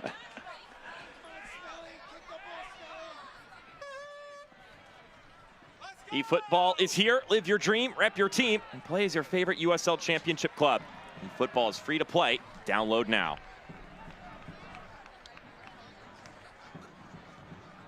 Very complimentary, though, of Oliver Zemlet. Matt Kemi was. And he thinks that as the year goes along, they'll see his quality even more and more. And I think he meant that, of course, not in the shot-saving side of things, but what he can do in distribution. We talked about center backs and the back line now getting more touches. And Matt Kemi wants his goalkeeper involved in the build-up. Try to add that extra pair of boots on the pitch for your team. Zemla, a veteran German goalkeeper, more than capable of wisely picking his times to get involved.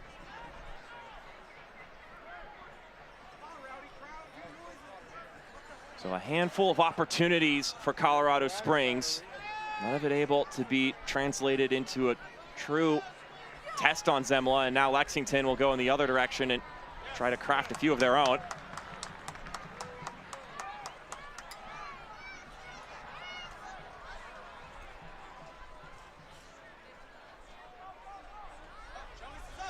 Game where both of these teams have been awfully busy over the past few weeks, and you know it's going to take you to grit your teeth a little bit and fight your way through. You know you've got some exhaustion, and if you're Lexington, you've also got the altitude that you have to account for. We'll be in for a grinding final stretch in this game as one team tries to at least salvage a result, and Lexington hopes to maintain it. Perez was hoping to find Bennett inside the box. Perhaps just knocking out a play to slow things down for a moment.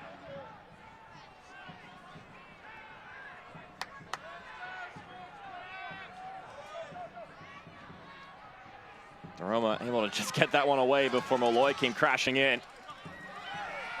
Hanya. Zenge was ready for that touch there. I think Zenge's defended well. Obviously, big moment in the game earlier. Got himself on the score sheet, but at times he's been challenged 1v1 up against Hanya. He's generally won those battles over the course of the game, whether it's a late toe poke or it's shutting them down, forcing him to play backwards. So he's done a good job of frustrating Hanya in this game.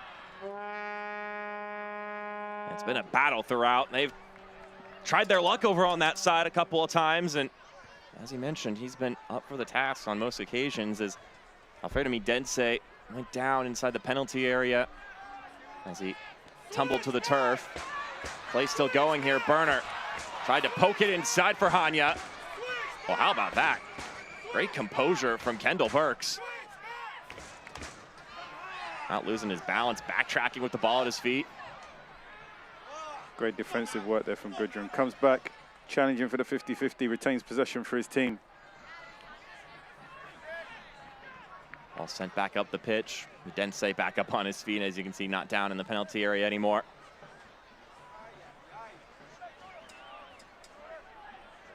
Aroma moving out to the left-hand side.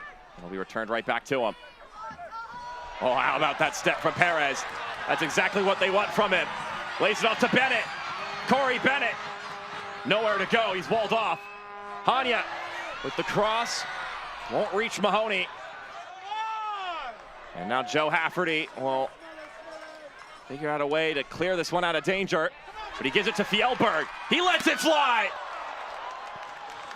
Pop a shot from Jonas Fjellberg. And Fjellberg does have that capability to do something special. He's the guy who you can find who will make something out of nothing. Edge of the box, great strike, dipping, vicious. Colorado generally starting to feel their energy uptick in this game. This was a ball to the back post, well defended by Lexington here. Hanya, again, becoming more active as we're getting into the dying stages of the game. This is historically so far this season where Colorado have actually got a little bit weaker in the dying stages of the game. But this is a game that actually demands them where they have no choice but to get stronger going into the closing phases.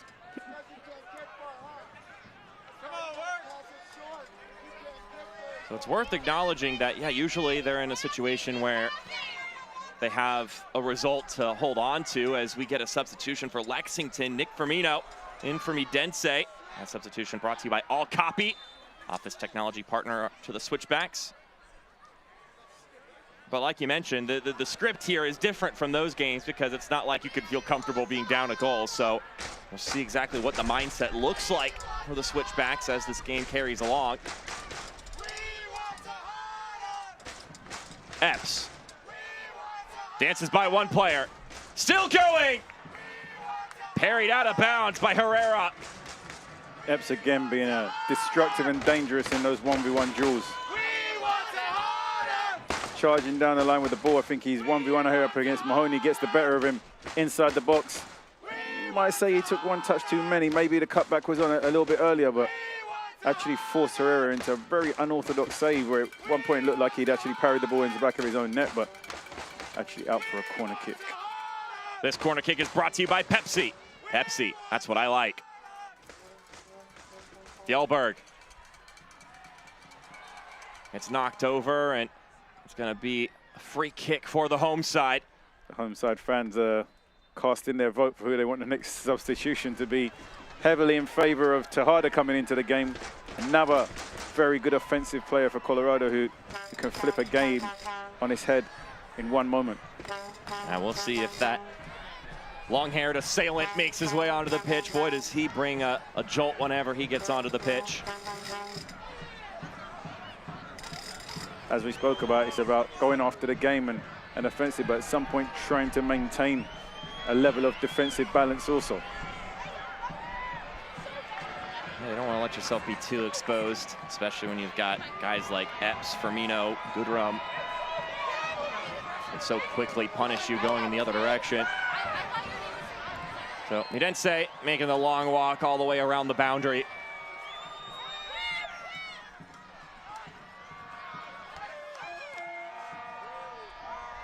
Zenge able to poke it up ahead. And the decision is going to favor Lexington. This segment of the match brought to you by Sunbelt Rentals, local hustle, national muscle.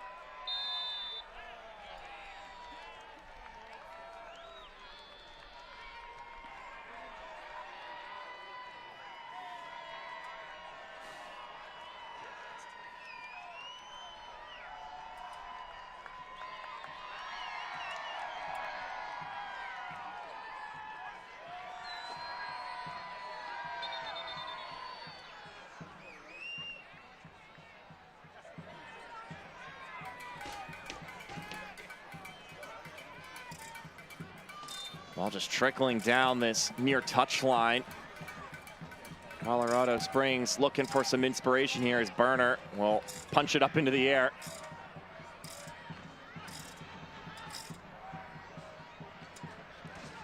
Lexington, certainly at this point in the game, won't mind if the energy and the momentum of the match is a little bit stifled. I mean, the pendulum is ticking in favor of Colorado. They're currently at 7 shots, albeit with just 1 on target. We know the ratio of statistics is around 8 shots, 1 goal. So they're getting in and around the range where they should be getting themselves on the score sheet, and Lexington need to be aware of that. Less than 20 minutes to go in this game. If you leave with 3 points, job well done. You're giving yourselves a pat on the back irrespective of how the game looked or what style of play or anything of that nature. You came to Colorado and you left with 3 points. That's a big accomplishment.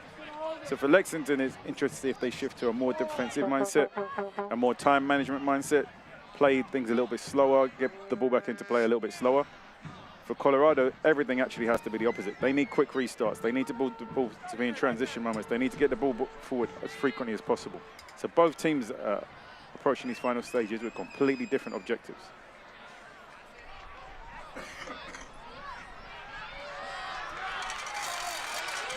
Rolling over to the right-hand side once again. Switchbacks trying to brew up something here. You mentioned the impasse of urgency in this game. Switchbacks will be hurried, and Lexington will progressively get more and more lax as the match goes along, at least in pace. Going to be a substitution now for the home team as Aiden Rocha will make his way onto the pitch. Rocha on for Matusla. This substitution brought to you by All Copy, office technology partner to the Switchbacks.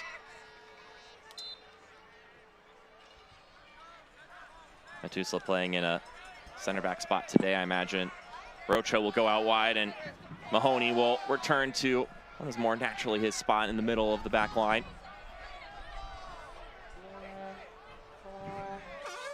15 more minutes to go. The lone goal scored by Xavier Zenge back in the 11th minute.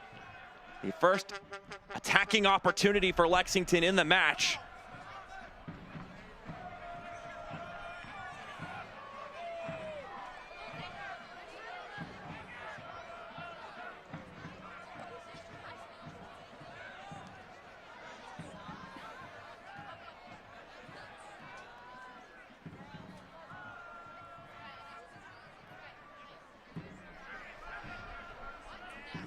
The shadow being casted over here is getting larger and larger, Chris, as this game is going along. Players getting lost in the darkness here in our vantage point.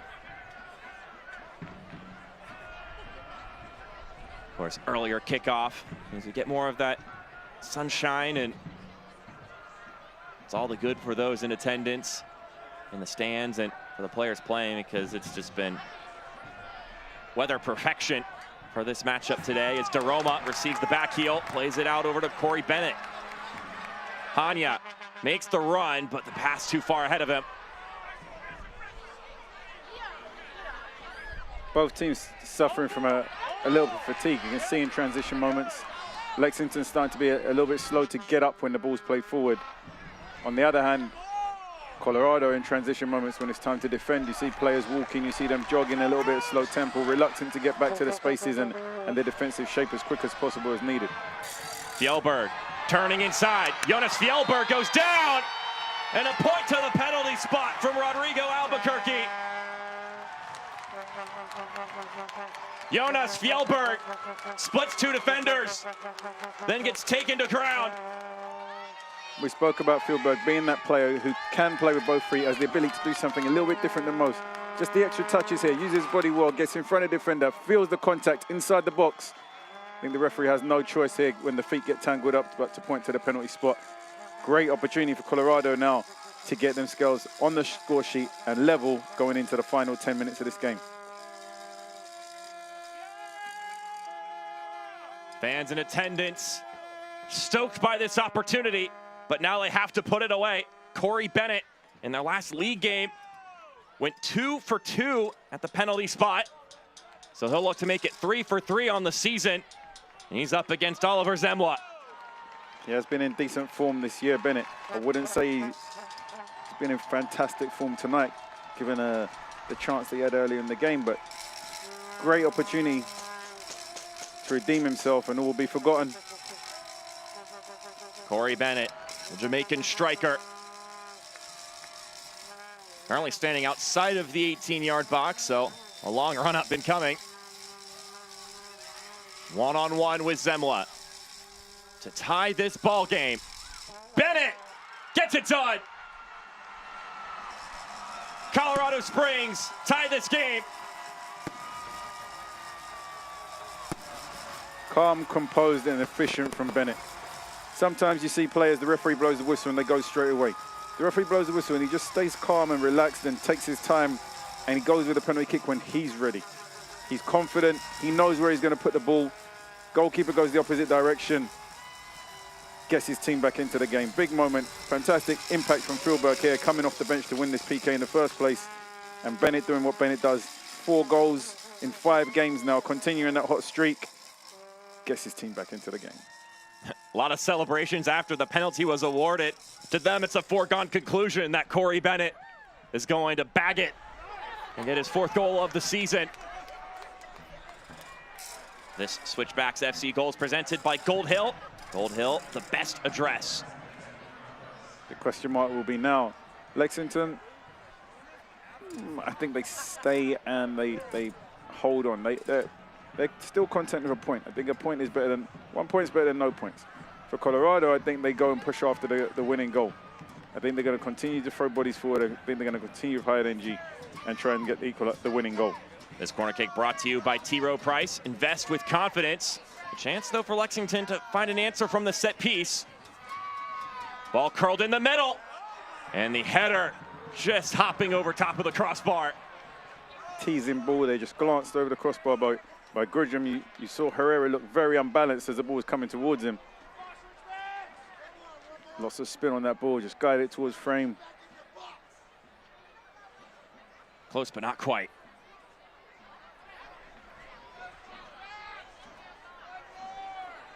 Let's go, Switchbacks! So after that goal was scored, some housekeeping to keep you abreast on. Michael Adedakun subbing on for Marcus Epps, so that's still some offensive firepower trotting out there for Matt Kemme.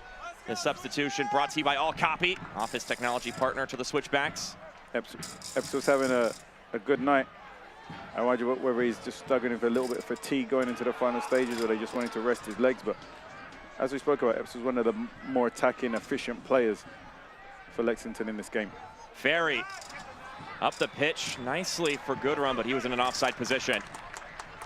The USL Championship and League One are on CBS Sports and ESPN platforms all season long. Catch live matches and expert analysis every day on the CBS Sports Golazo Network and ESPN+. Go to USLChampionship.com or USLLeague1.com for the complete USL TV listings.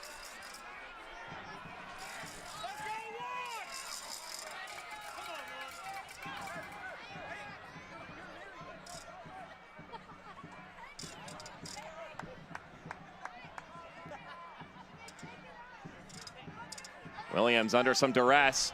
Malloy, he wanted to try the goalkeeper off his line, but it's a foul. That's what Goodrum brings it. So you that tenacious energy at the front where he just presses and hounds defenders down. He doesn't give them a moment's rest.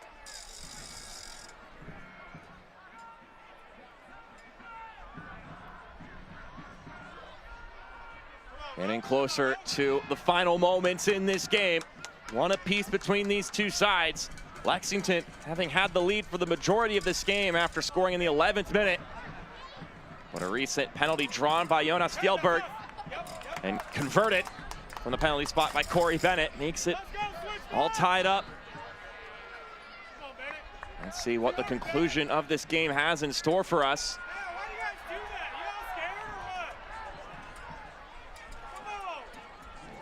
Both sides with still some great attacking options on the pitch. So although right now it's a point shared apiece, either unit still with the talent capable of claiming all 3 points.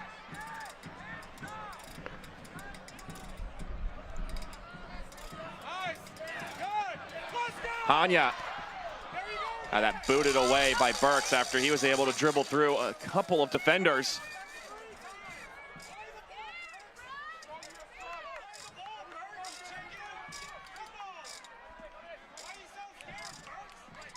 And now Colorado Springs will set up, try to find another goal-scoring opportunity. It'll be a long throw. I mean, that's thrown in pretty nicely. Yeah, it's way deep inside the 6-yard box. Data Kuhn earns the glance and just showing us a glimpse of that blistering pace that he brings to this team. All right, action halted here for a moment. Sam Williams is on the turf. And it looks like he needs to be checked for head contact, so trainer comes out on the pitch. This injury stoppage presented by Common Spirit Health. Sam Williams. Always got to be careful at these moments.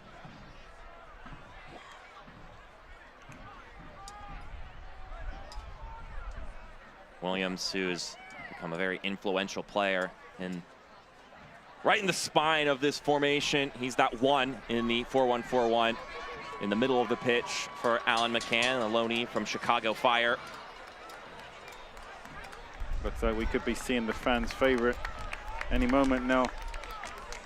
Substitution getting prepared for Colorado Springs. So Williams will walk over to the sideline. Wasn't the one planning to be subbed, so he might just be waiting to get back onto the pitch, but perhaps a last-second adjustment will be made as it looks like they may be making 2 changes now, given that incident with Williams. If this result holds as it is, there'll be no drastic changes to the league standings. Lexington will still sit in 6th with 5 points, 5 games played. Colorado in 7th, 5 points with 5 games played. So if this result holds, no drastic changes in the table as is. San Antonio, we spoke about, will top of the table, will play top of the Western Conference table. We'll play Monterey Bay, bottom of the Western Conference table, later on this evening. So the substitution's official. Williams out for Levante Johnson, and Yosuke Hanya subs out for Juan Tejada. These substitutions brought to you by All Copy, office technology partner to the Switchbacks. As I was counting up the games Juan Tejada's appeared for, just hit 100 total appearances recently with Colorado Springs as Fjellberg runs this down the pitch. Fjellberg swings it across the middle, falls to Tejada! It glances off of Ferry. And I believe the offside flag has gone up. Not one, but 2 great opportunities here. Again, as Fjellberg's come onto the pitch, picks his head up, picks out a player in the box. It's a great delivery. Two players collide here. I think it is Bennett. Then it falls to Tejada on the edge of the box. It's a decent strike. It's a decent strike. I think the goalkeeper had it. Deflects out of play, but the first one was the one. I don't think it was Perez. I'll tell you who was colliding shortly. Just needed a little bit more communication. I do believe it's Perez, though, who was called for the offside in the line of sight of Zemla as Tejada took that shot. As he has the ball once again. He'll spray it over to the left-hand side. Johnson. It was Johnson and Bennett that collided with each other on the initial cross from Fjellberg. Really and truthfully, they shouldn't have been in the same space. One should have communicated to the other. Both facing with their hips facing goal. Should have definitely tested the goalkeeper instead. A little bit shambolic colliding with each other. Tejada on the edge of the box. Colorado going after this winning goal strong in these closing phases. Tharoma.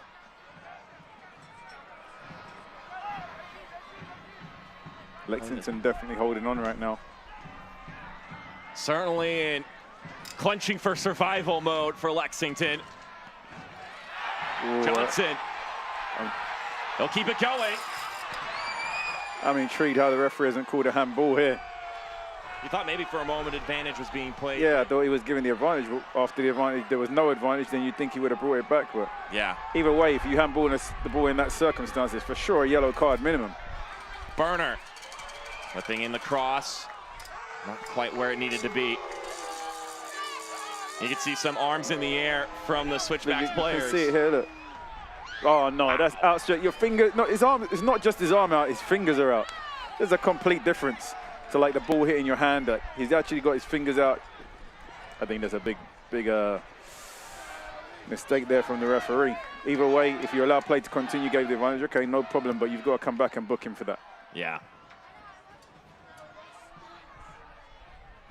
Gave it a good smack as Daroma has to backtrack. Johnson and Tejada immediately subbing into the game and having some promising moments for the home side.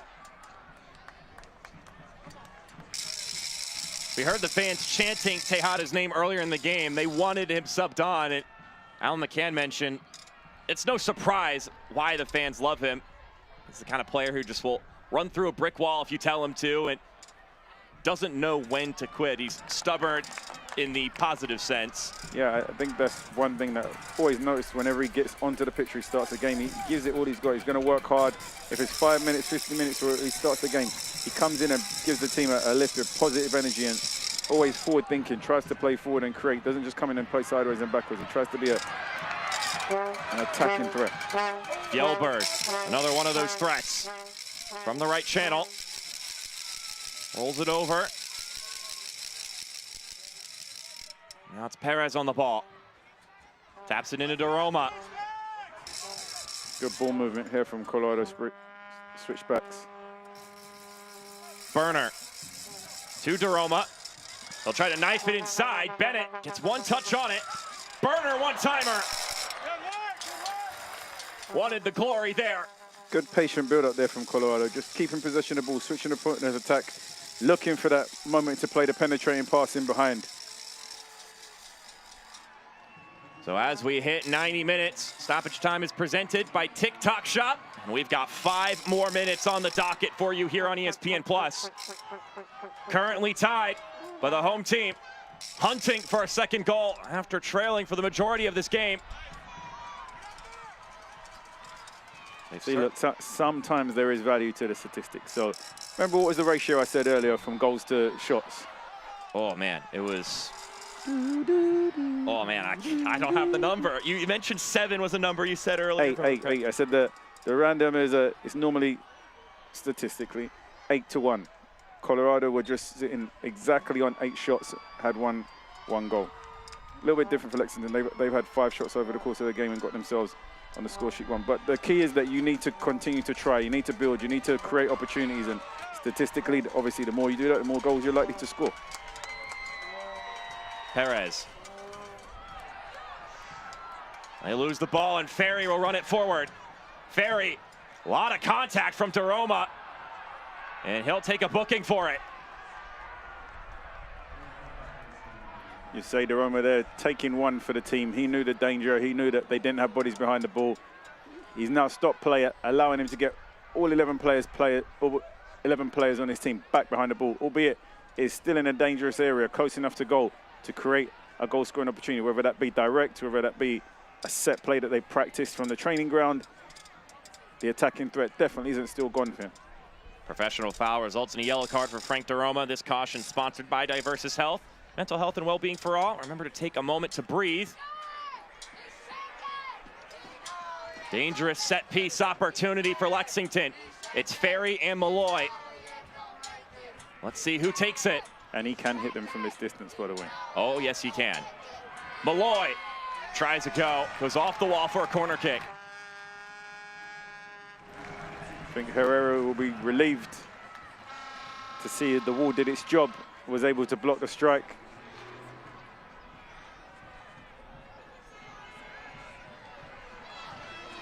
So corner kick incoming. Brought to you by Pepsi. Pepsi, that's what I like. It'll be Malloy. Sending this one in, punched out by Herrera. I would question, could Herrera have held on to that one? Yeah, I don't know. I think it allows now Lexington continuing their attack, regain possession. Malloy, it trickles through, redirected on goal, and straight to Herrera. And see the difference between punching that ball and holding on to it. It's a big, big moment there for Lexington, where they probably should have took the lead. He opts to backheel it. Maybe that was the only option he had. But if he just guides that towards the corners, it's in the back of the net. Maybe the ball came so quickly, he just reacted in any way he could. But great opportunity there for Lexington to steal the winning goal. End-to-end action now. Colorado Switchbacks with their own opportunity to deliver the ball into the box from a set-piece delivery. Yeah, Malloy had that rifling in, and so you just wonder here, could he adjusted his feet and just guided into corner? He opts for the back flick. Would he have been offside? You see the Switchback players screaming at the linesman. Tons of action going into the dying phases. this free kick scoring opportunity is brought to you by Underline, delivering gigabit fiber internet. Underline.com/COS. It's Perez on the ball. Set piece opportunity now for the Switchbacks. Perez curling it in. He'll get to this ball first. Fjellberg wins the corner kick. Perez just unable to deliver that ball behind the defense. This corner kick brought to you by McDivitt Law Firm. McDivitt is in your corner. Less than 2 minutes remaining in the game. Time ticking away. Will one of these teams claim all 3 points? Switchbacks trying to do it here. Danger still not cleared away. Yeah. Johnson couldn't quite settle that one down. Perez blocked away nicely. Good defending from Lexington. Perez again. Tried to swath in across. Fjellberg hoping to reload. Gets by Adedokun. Fjellberg with the cross. Nodded away. Brilliant play from both teams. Lexington defending extremely well. We spoke about would they be happy with a point. With all the traveling they had, being away in Colorado, for sure a point's not a bad result. Colorado applying the pressure now in the dying phases, trying to really go for that winning goal. This corner kick brought to you by McDivitt Law Firm. McDivitt is in your corner. This may be the last action of this ball game. Perez dips down, just off target. And that'll do it from Widener Field. A game with ebbs and flows, and both teams will take a goal and a point home with them. 1-1 your final score between Switchbacks and Lexington. Last moment of the game, they had everybody holding their breath. In swinging corner, catches a little bit of wind. Everybody's going up for it. Ricochets off the back of someone's head. Hard to see whose head it was. And just wide of the upright. Great opportunity to steal the winner in the dying phases of the game. Mahoney, I believe, looks like the one who got the header on from the last corner, but fantastic end to the game from both teams. Lexington, brilliant defending to hold on. Colorado doing everything in their powers to try and get the go-ahead goal, but just not enough in the end. All right, the votes are in. The Groom Transportation Man of the Match is Corey Bennett, number 90 for Colorado Springs. Groom Airport Shuttle providing stress-free transportation between Colorado Springs and DIA. Yeah, I would say Bennett displayed great bounce-back ability. Earlier in the game, had a fantastic chance to put his team in the lead. You're wondering how is he going to respond to that. Steps up for the PK, calm, composed, takes his time, buries it into the back of the net, sending the keeper the opposite direction. Let's go ahead and take a peek at this moment you're talking about. It's our critical moment of the match, presented by Common Spirit Health. Came when a moment when his team really needed it most, as we spoke about, at home, struggling to create goal-scoring opportunities in front of their home fans.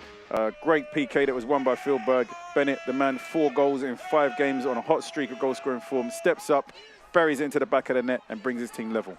Makes his presence known when needed, as we are closer to wrapping up this show, but we got some post-game content coming your way after this break. 1-1 your final score here from Colorado Springs.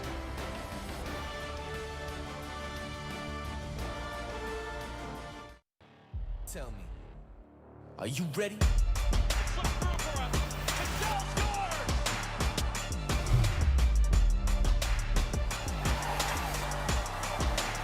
The big man gets his first with Colorado Springs.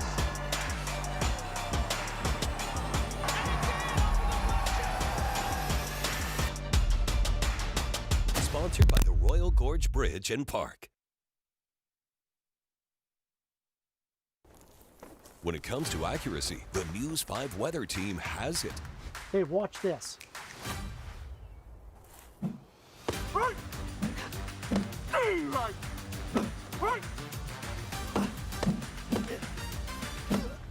He's out! Now that's accuracy. News 5 meteorologist Alex O'Brien. When you want the most reliable forecasts, her accuracy makes all the difference. At KOAA News 5, the stories of our neighbors create connections, and those connections build our community. Around here, imaginations soar. Moments are captured. Strangers connect. Problems are solved. Lives are changed. Your voice is heard. Because together, we tell the story of us. For one last time from beautiful Colorado Springs at Widener Field, Mark Schoenster and Chris Nurse with you for post-game coverage on ESPN+. A point apiece for Colorado Springs and Lexington. Let's catch you up on all the action that took place throughout this match. Both sides hard fought throughout. Had the momentum swinging back and forth.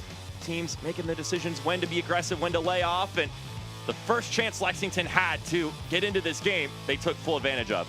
Malloy, great crossfield pass there to find Epps, who's fantastic all evening in his 1v1 battles.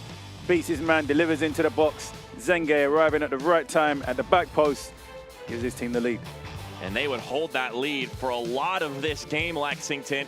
On the road, trying to get a result after two tough losses earlier this week. 36th minute, though, they were close to doubling the advantage. Again, it's Epps out here, slows down the defender in his 1v1. Creates half a yard of space, gets the shot off. Herrera manages to block it, but again, showing that ability to create, whether it's assists or trying to get shots off himself. He was the danger man on the left-hand side of the field for Lexington. Full match highlights, by the way, brought to you by McDavid Law Firm, and this was the moment of the game for the home side. The Elberg goes down, and Bennett smashes it. Yeah, great reaction from Bennett. Missed a great chance earlier in the game, but steps up big when his team needs him. Continues his rich run of form. 4 goals in 5 games for Bennett. And here are the full-time stats presented by Groom Transportation. Pretty even-handed throughout. Colorado Springs in the late stage of this game, just fighting hard, not only to find an equalizer, but then to find a winner. Yeah, Colorado, I would say, started the game strong and finished the game strong. However, there was a spell in the middle where Lexington started to get themselves into the game, creating chances, dominating the flow of the game a little bit and leveling things up. But they finished strong. I think both teams have areas that they need to build on. Probably deserve where they are right now in the table. But yeah, both teams, I think, will see climb as the season gets stronger. I think they'll get stronger as groups. I think there's positives to take away for both of these teams. For Matt Hemmy's group, they'll go back home to play Rhode Island. Meanwhile, it's a date with Sporting Kansas City on the docket for Colorado Springs in the Lamar Hunt U.S. Open Cup. This is where our broadcast will end this evening, but there's still a lot of USL Championship action to tune into on ESPN+, so be sure to watch as much as you can today. But for our broadcasting crew, for Coach Chris Nurse, I'm Mark Schoenster saying so long. We'll see you next time. Your final score, 1-1 between the Switchbacks and Lexington.